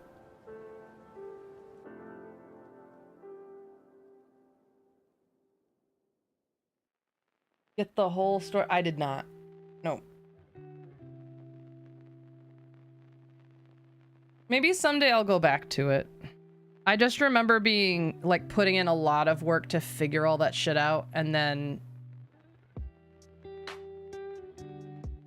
I don't know. Like, I didn't know I was as frustrated as I was until they put all those old bosses back in front of me, and I was like, no, we're not doing this. No, I'm sorry. I'm sorry. Not today. Not today, Satan. Like, I thought I was doing good and making progress, and then they just shoved everybody back in my face, and I was like, no.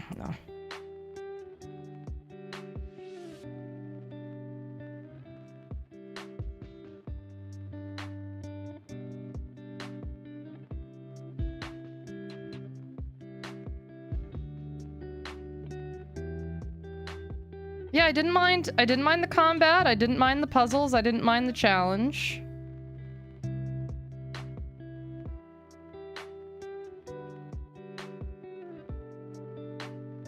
That was all fine.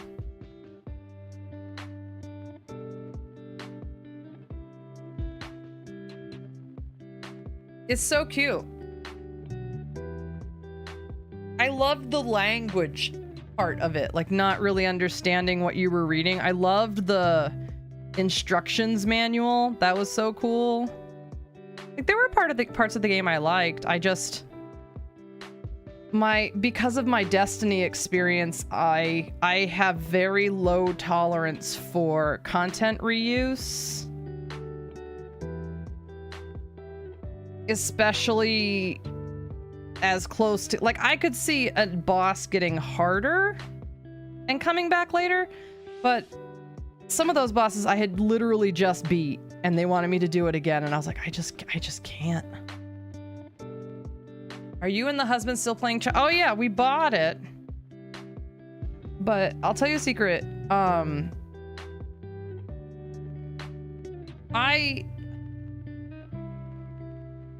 I kind of have to wait. So there are two ways the husband and I do things together.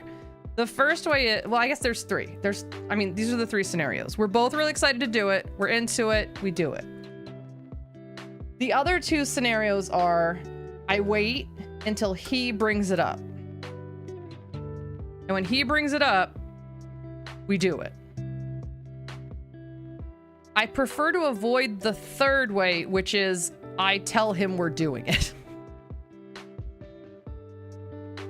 So right now, we had fun doing it together. I bought it for him for PlayStation, and now I'm waiting to see when he'd like to play it again.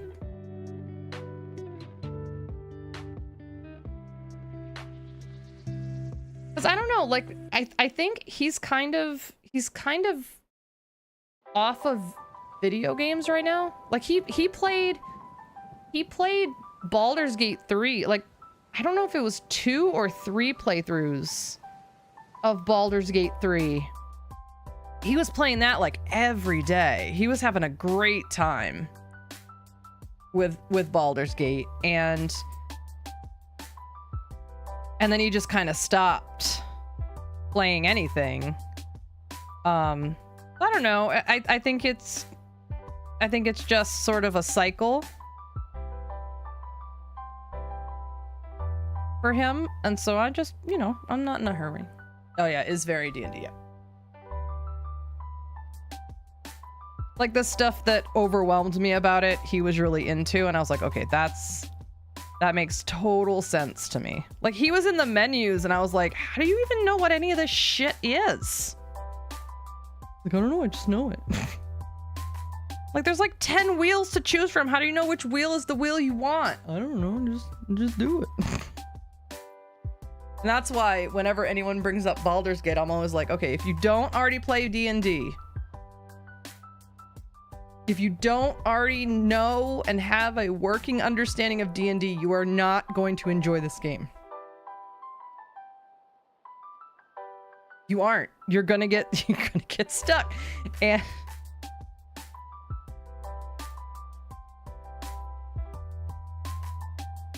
And that was why I was so surprised when it won Game of the Year. I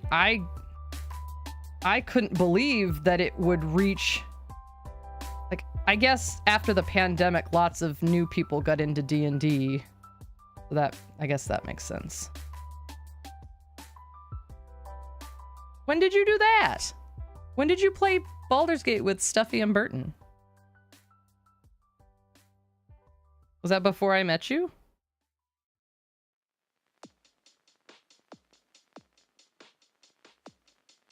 Because that does sound hilarious. How is Burton, by the way? I haven't seen... I'm not usually around when he's online anymore. Are his grandparents still okay? I remember his Nana was in and out of the hospital there for a little bit.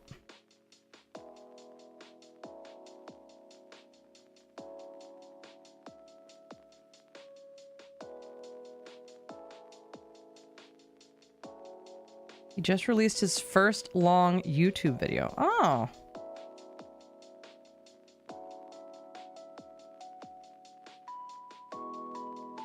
I just have my lives. have edited videos yet. That's okay. Gotta start somewhere. Oh, she passed. Oh no.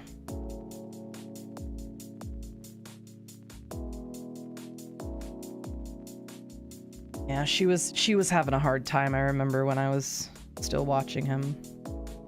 It's so sad.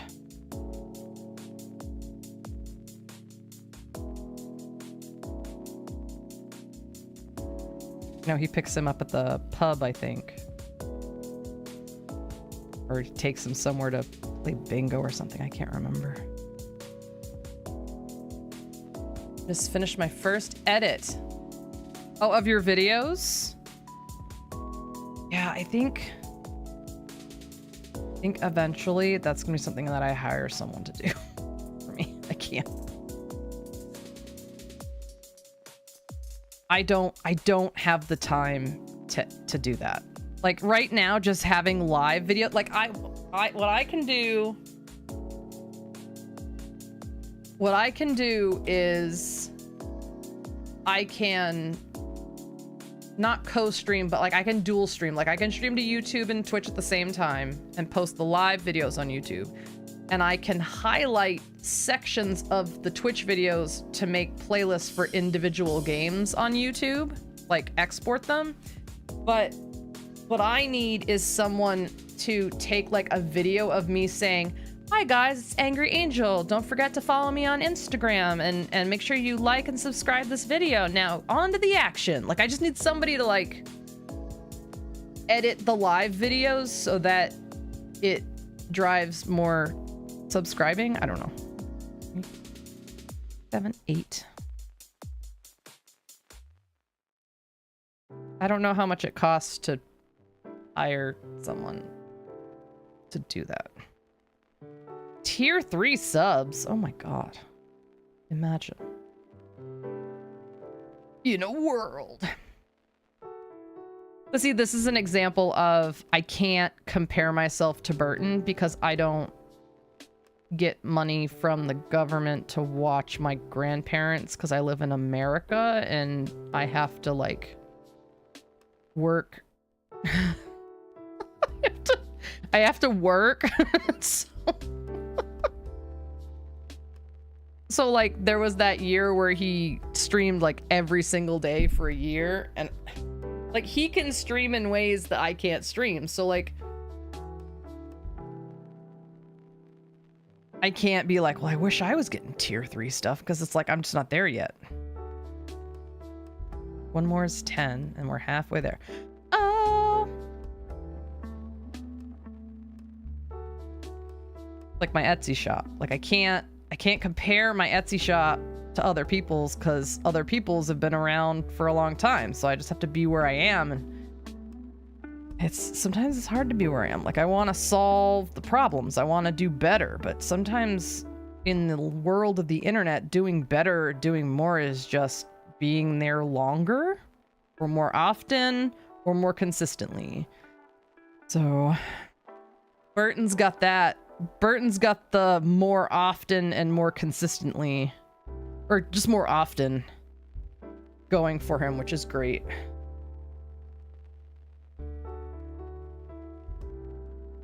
Did I see he was doing a partner push? I've seen a couple people that I used to follow doing partner pushes recently. Like I think I still follow them, but I think I saw Kelp, my old Bloodborne friend, doing a partner push. I feel like I remember Burton doing that. I don't know. Not that I know of.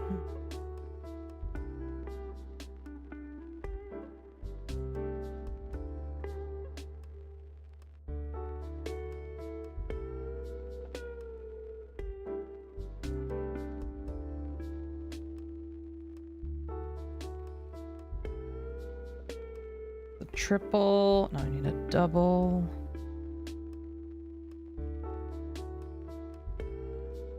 And a half double. And a slip. We can see starting to really build up and out. The pictures make them look skinnier than they actually come out to be. These are kind of big, fat pine cones. That might be on me, but I'm not, I don't know. I think it's just... like, it's a good pattern, but maybe the pictures were AI. Like, they gave AI the pattern and were like, give us pictures of the pine cones that this would make.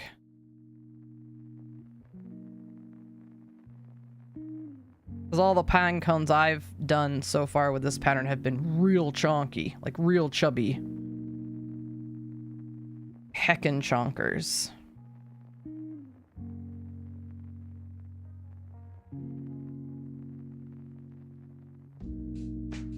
I don't know. I just... because part of working from home was having the flexibility to stream more often or longer, or I don't know. I just, like, that's not why I'm getting the remote job. It was just one of the things I was looking forward to if I had one. So it was a little disappointing to have to do this in person. Oh God, this in person thing, because, you know, I'm stuck doing the same schedule I did all summer, because that's what fits into my work schedule.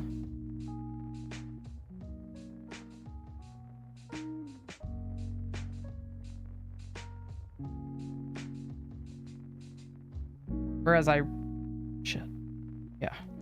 I really would have liked to have streamed a little earlier. I would have liked to have done like 11 to 2 during the week every day, like a midday stream.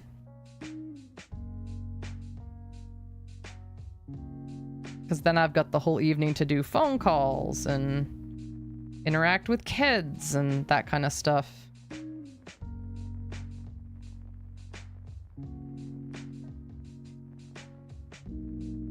That's when that work's supposed to happen. It's supposed to happen at night. It's supposed to be available until 8 p.m.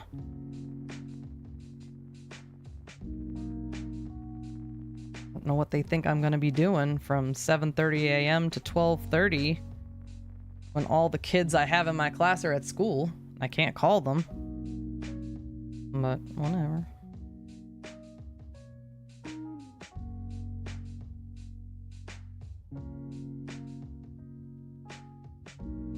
All right, count. 5, 6, 7, 8, 9, 10, 11, 12, 13, 14.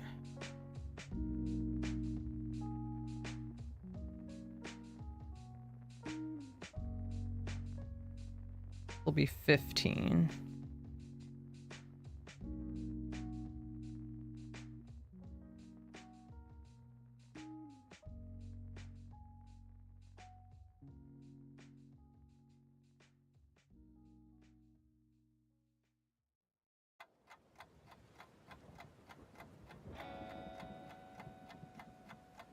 And a slip.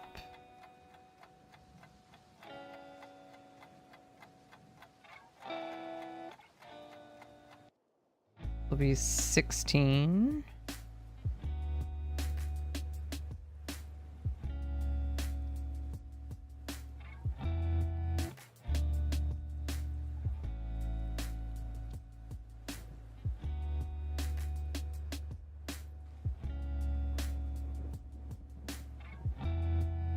Ah! F.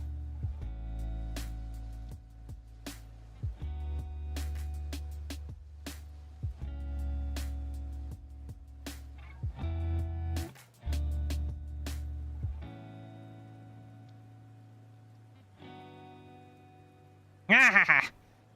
Yexed it. Deal with it, bitches. I'm awesome.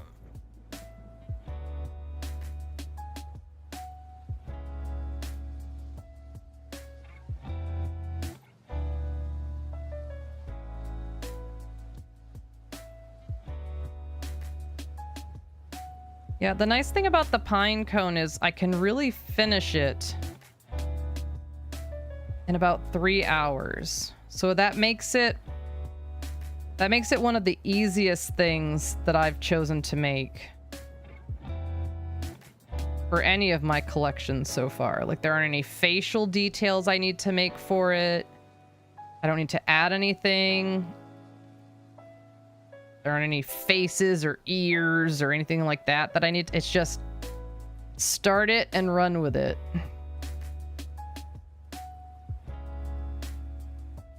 It's great.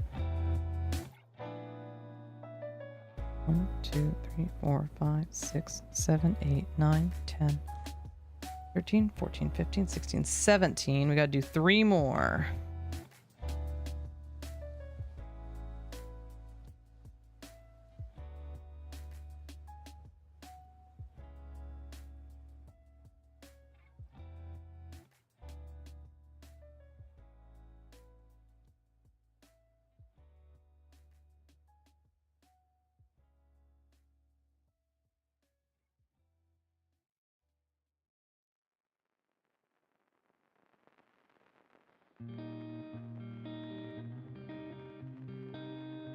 All right, 2 more.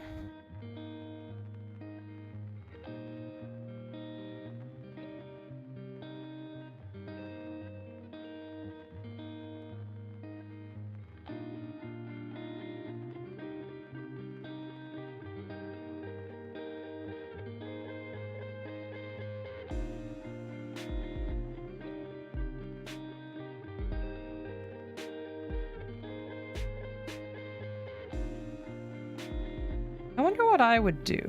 I wonder what rewards I would give for like a tier 3 sub. 'Cause I don't think I could do choose the game I play. I wouldn't say I'm picky, but there are some games that I just can't play. Like, I just don't enjoy, and I want to enjoy what I'm playing. See, and that's hard because like Twitch doesn't really give us much other than like a special emote, and we can't even make that emote animated. It's just a standard tier emote.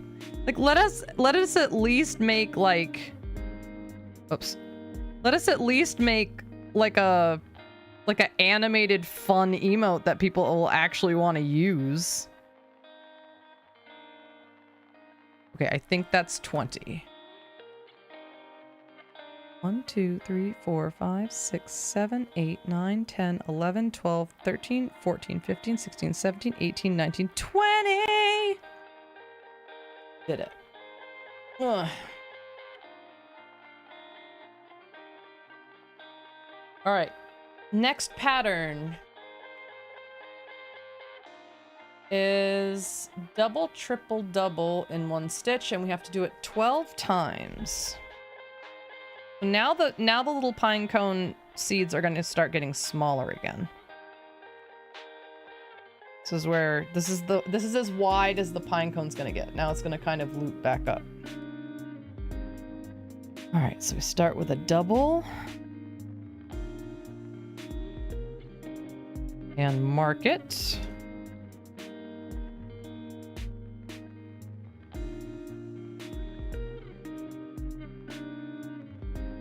Okay. Double, triple, double slip.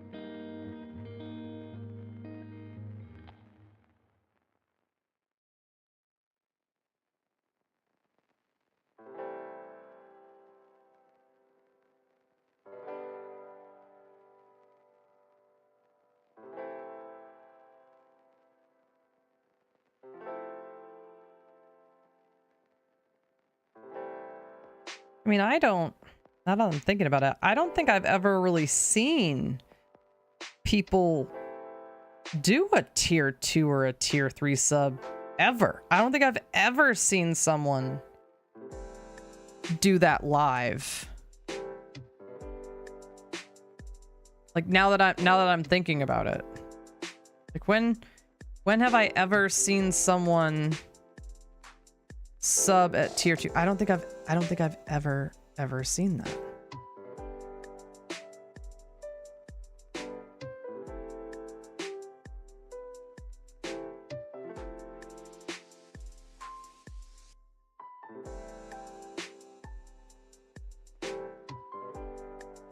Oh, yeah, bigger streamers, that's true.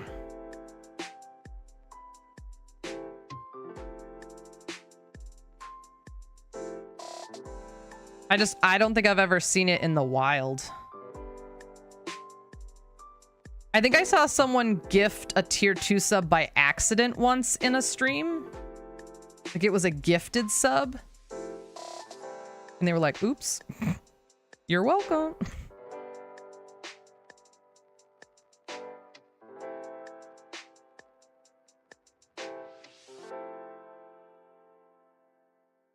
Sometimes I wish that Twitch would offer just a little bit to like streamers that are consistent. Like if you stream this many hours a week and maintain like something lower than partner, but achievable, and you get a little bit more money. Like, I bet there's a ton of affiliate people that just got affiliate and then, oop, that doesn't look good. That looks all tangled the fuck up. Hold on. Hold, please. But like, you know, the average streamer is only maybe pulling concurrent viewers at like 15 to 20 on the regular, like 10 to 15 to 20 on a regular basis. And these are small streamers that like stream all the time. So like sometimes I just wish like you've got affiliate. Put something between affiliate and partner that reflects the streamers that are doing this like a job. Whether that's greater visibility on the homepage or like it doesn't have to be money, it can just be like visibility. 2, 3, 4, 5, 6, halfway. I would be happy with just more people know I exist.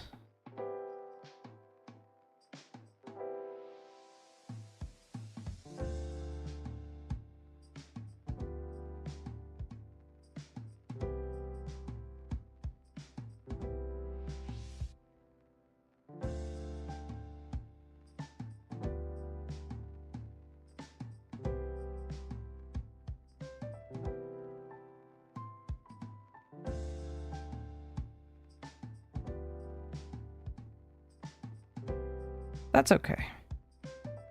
I'm just having a good time. I think what brings a lot of unhappiness to smaller streamers is when they don't, or when they have unreasonable expectations of what their stream should be. Like, would I like it to be bigger? Sure. Is it gonna be bigger? Probably not for a long time. And that's okay. It just is what it is. 5, 6, 7, 8, or more.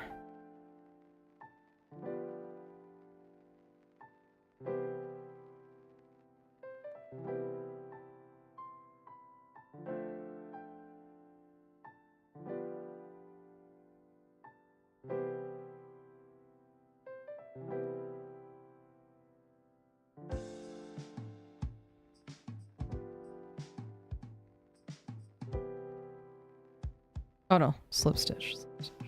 There we go. I don't watch a lot of big streamers. I like to be able to interact with the streamer, and I feel like if I watch a streamer that has like 10,000 followers and like hundreds of people watching at the same time, it's like I might as well just be watching TV. Or a YouTube video.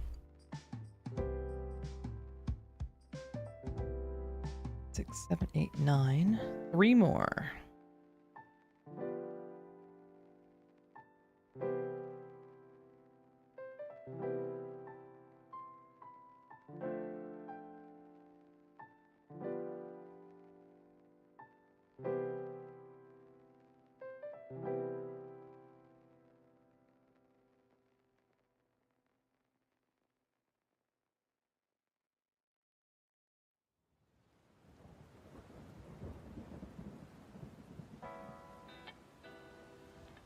Two more.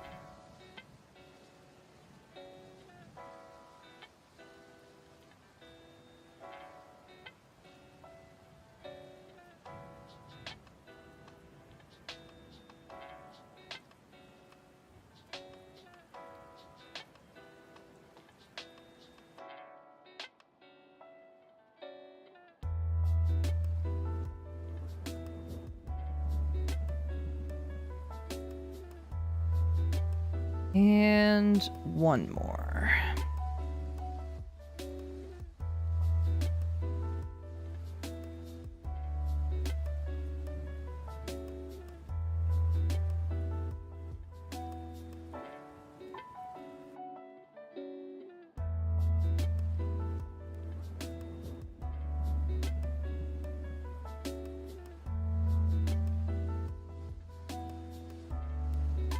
Wonder if the husband's playing D&D tonight.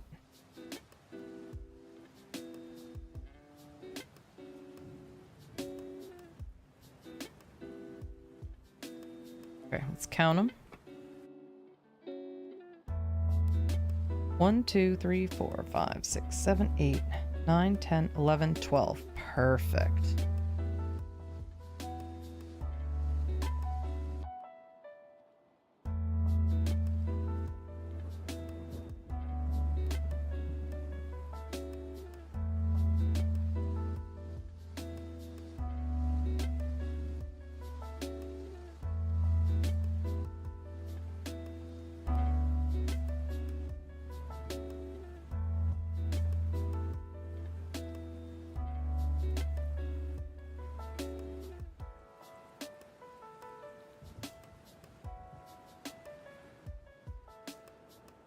All right, next pattern.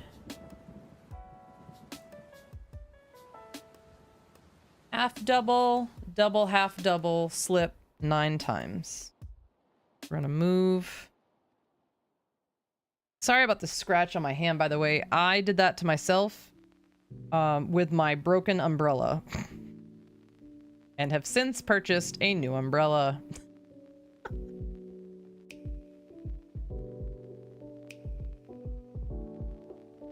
Double.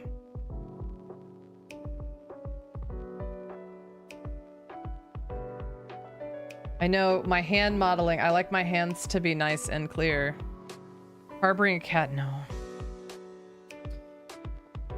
No, you will not find any new pets in my home for a very long time. This is going to be a pet-free household for as long as it takes for us to have a reasonable amount of savings and take a reasonable amount of trips without having to hire a pet sitter.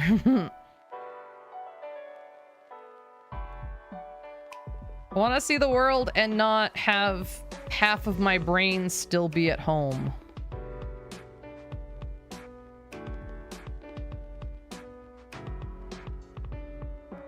Just want to go and enjoy myself. Mauichi, hello. Hello there. Welcome in. Gotta do this 9 times.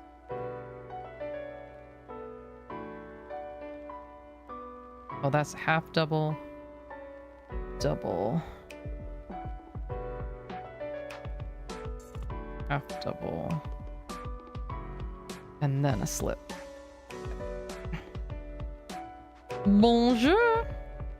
No, I just don't know. I'm in a I don't want any more pets phase. I've had pets for 20 something years and I just need a break. need a minute.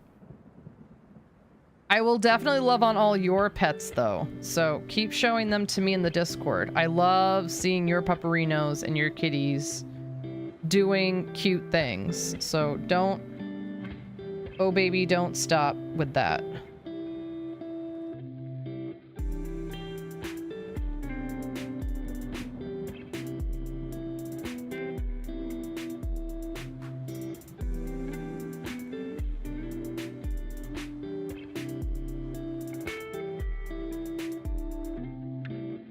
Keep the fiber pets. Yeah.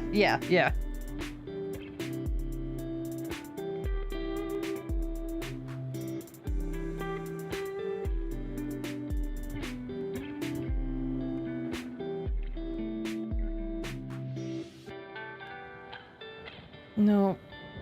I wanna feel what it feels like to have money. Just for a little while. I wanna know what it feels like to feel okay. I wanna know how that feels.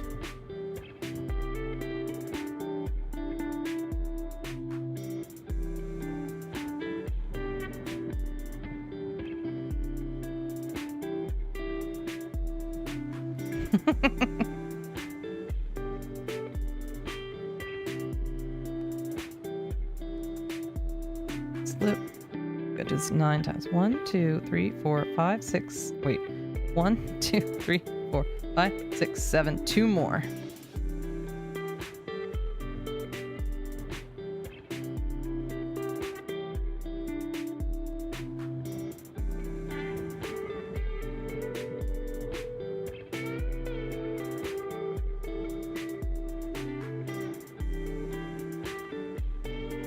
How's your weekend, Mauichi? And one more.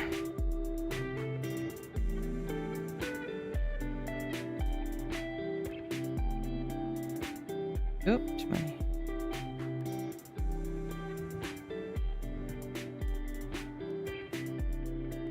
Alright, let's double check the count, and then we'll move to the next pattern. Or not pattern, but like the next round.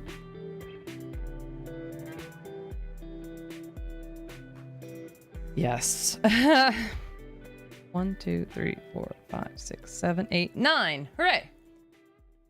Yeah, cats do require less maintenance than dogs because they can shit inside. That's the huge benefit to cats is that you can kind of like, especially today with all of the technology, like you can get a litter box that automatically takes care of scooping the litter box while you're gone. You can set feeding, like they can get fed on a timer. Like if you set the feeding thing up right, they can, like, you don't need to hire someone to come in and feed your cat, give your cat water, change, you know, scoop the litter box. Like if you go away for a weekend, you know, they entertain themselves for the most part. Maybe I need to get something for my... I didn't realize that the yarn was making this thing on my first finger. Maybe I need to get like a... like one of those things, you know those rubber things you put on like a pencil where you hold a pencil? Maybe I need to get something like that for here that it won't dig into my skin like that. I did not notice that was happening.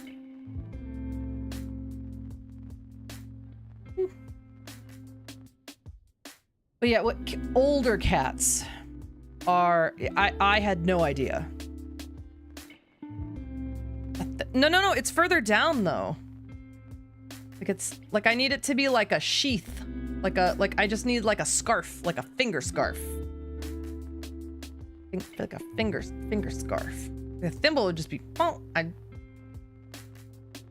I did buy something for my thumb because if I crochet for too long, even though this is an ergonomic type thing, I use my thumb for the majority of the pushing, and I get this like bruise under the pad of my thumb, so I got those. Get you a tension ring. What's a tension ring, Precious? I'm gonna need to look that up. I can look sexy. Some crocheted such. Ooh, good idea too. Gonna have to go on Etsy. Uh-oh. Uh-oh, I'm gonna have to go on Etsy.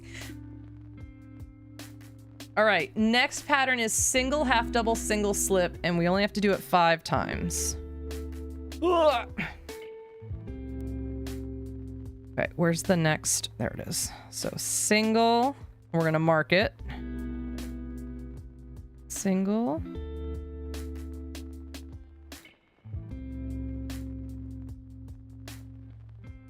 Okay. Oh, Jesus. Jesus Christ. Jesus. Ooh, that's pretty. They're pretty.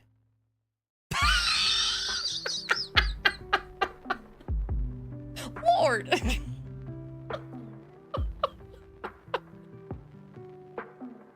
Oh my God.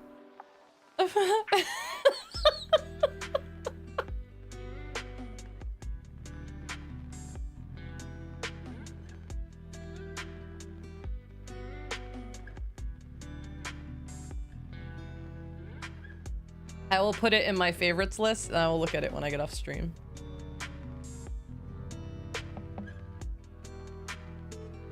What did I do? Oh, single, wait, I gotta scroll this up. I bought a Microsoft 365 membership for my business so that I could have like my crochet patterns and my YouTube templates and everything accessible no matter what computer I'm on or where I am with the OneDrive capabilities. Because Google Drive is fine, but like, and now I have all of my Etsy patterns that I've bought are all in one folder in one place, and I love it.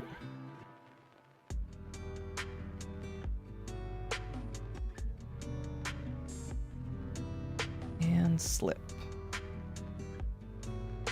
Then we do this 4 more times. Oh, single first. Single first. Yeah. Then a half double.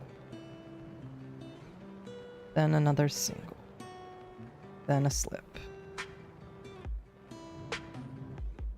Oh, there we go.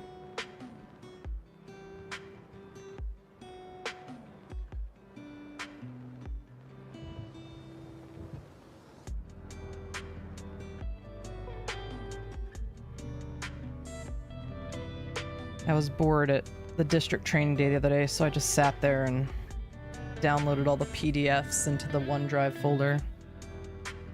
1, 2, 3. 2 more.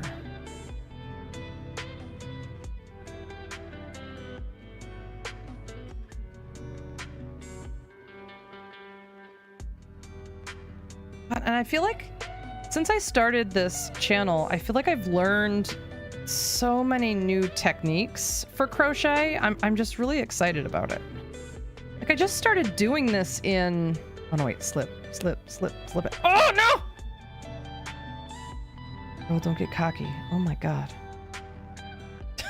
Oh my God.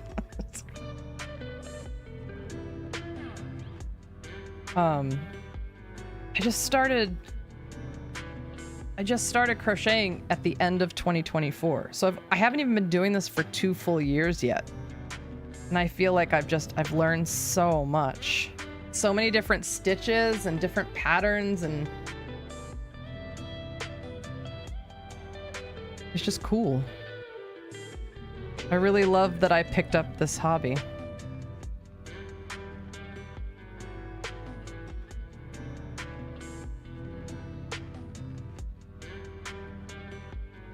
Oh my God. Ugh. Slip. Ugh. Okay. 1, 2, 3, 4, 5. Okay, perfect. Then we are gonna do 5 increase stitches and a slip. Now this is where it gets a little bit weird because we have to like pull the pine things. I can't say needles because they're not pine needles. They're the pine cone seeds. They probably have a name. I just don't know what it is. Ugh. Oh, I gotta mark it. Gotta mark it. Right here. I gotta do 5 of these.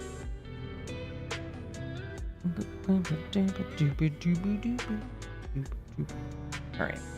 And, okay, next. Increase slip. Good. Okay, next. In.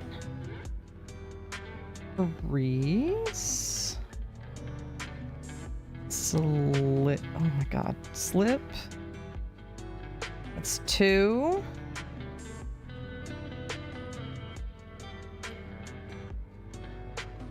In. Freeze. Slip. It's 3.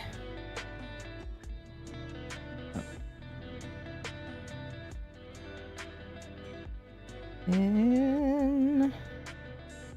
Freeze. Ah. Flip is 4. I need a locator for my stitch markers. I want ice cream. I feel like I want ice cream all the time lately. Let's go get ice cream. Pick me up. We'll go get ice cream.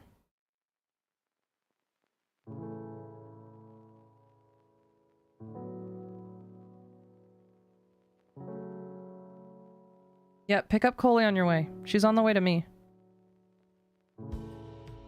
Or I'll pick up Ginger. Ginger's on the way to you, Coley. I'll pick up Ginger. Just give me like 8 hours. You find the couch void, but unfortunately. Okay, that's 5, and then slip stitch until you can't slip stitch anymore. So we're gonna.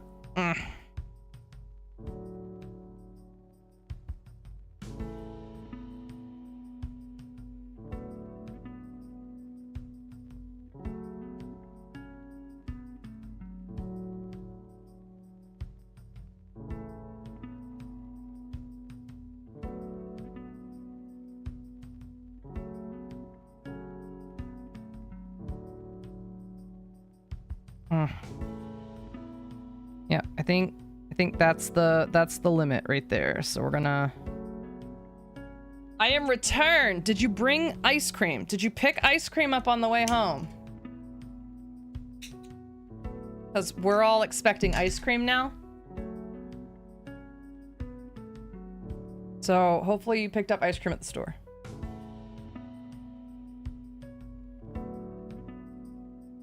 Oh, Mauichi, I lost a whole box of stitch markers. I cannot find them. I have no idea where I put them.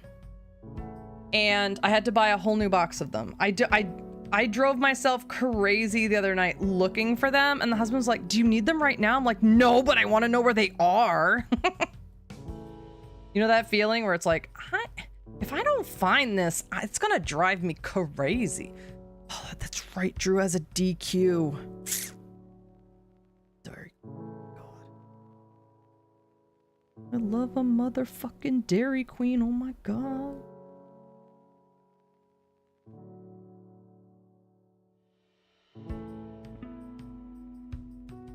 Give me 2 seconds. I'm gonna go grab the other pine cones I've already made so you can compare the colors. Give me just 2 seconds. I want you to see the color variations that are gonna be available on Etsy. I'll be right back. Discovery Houston, press to ATO.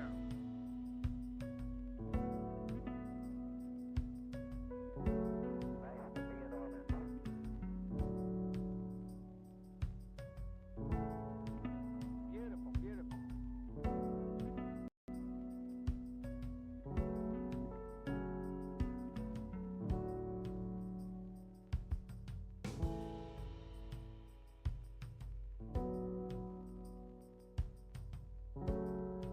Okay, I'm back.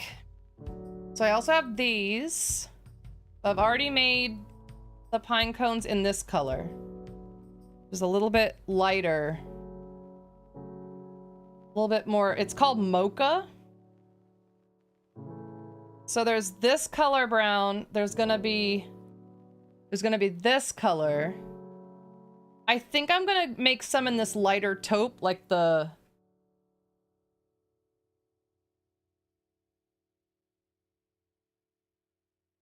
I'm gonna make some in this color. Like it looks like in the photo over here. I might make one in this color and see if it looks convincing. This might be too light of a taupe for it to be realistic. But I'm also gonna have them in this darker brown. This more of a chocolatey brown color. So you've got like the pure brown, you've got the dark taupe that's more of a gray brown. You're gonna have more of a chocolatey brown, and then I think I'm gonna make one and see if it looks okay in this color. But these are gonna be available on Etsy either middle to late this week. I'm trying to make 1 or 2 each day, so I'm gonna make the other 2 of these tonight while the husband's playing D&D, and then I'm gonna make these as the week goes on.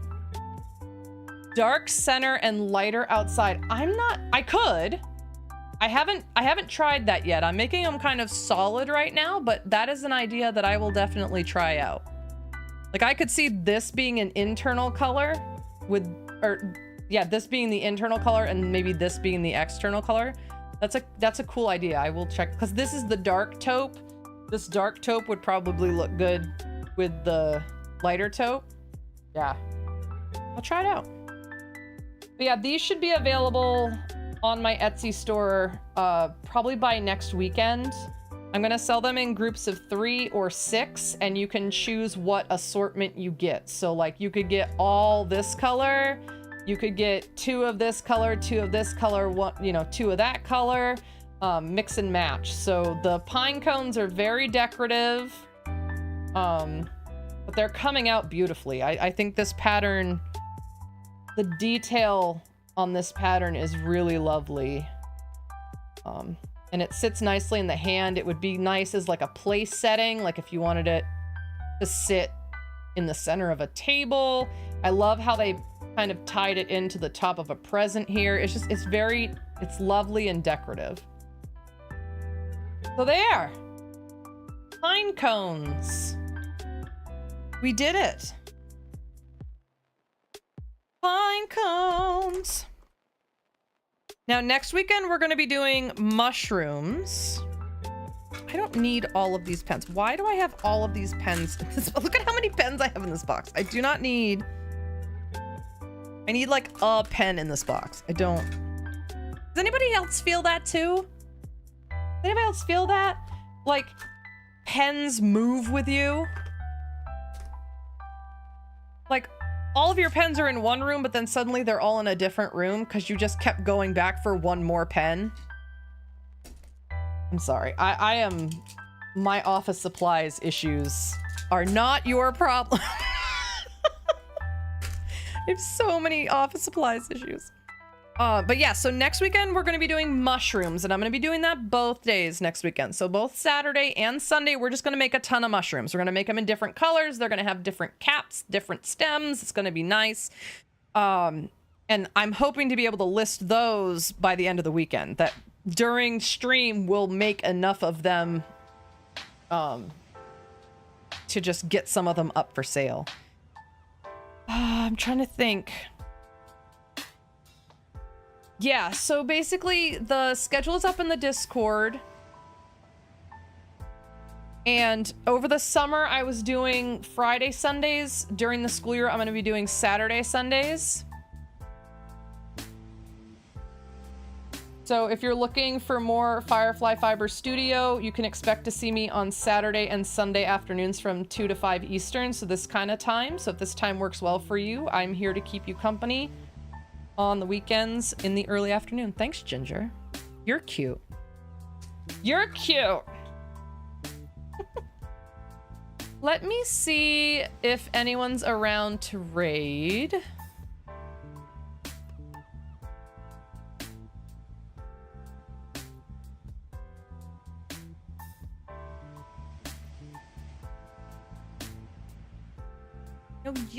you're cute.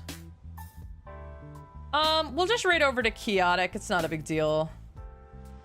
Nope, not here yet. Harass me on Discord and I will make one. I will make them. You're welcome for the streamy. Thank you to Ginger, Coley, Drew, Mauichi, everybody who might have been lurking in the background today. I hope you had a good time. Like I said, these should be up on Etsy by next weekend with different selections and photos and stuff. And we'll be making mushrooms next weekend. And after that, I think we're gonna start working on an ornament set. I think we're gonna start looking at ornaments. I think. Either ornaments or we're gonna make the deer. We're gonna make the deer live on stream. So yeah, let me hit start raid.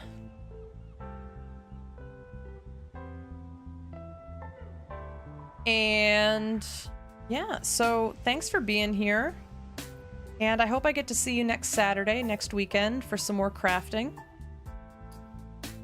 And don't forget that I'm over at Angry Angel Live Monday through Thursday for some video games. We've got a whole new set of, or a schedule of games up right now. You can always catch me over there, but until we meet again, I hope that all of your crafts come out perfectly. I hope all of your hot beverages are delightful. And I hope you stay cool out there. I know it's hot pretty much everywhere. Love you guys. I'll see you next weekend, or I'll see you tomorrow night for some more Spirit Fair over at Angry Angel Live. See you later, bye!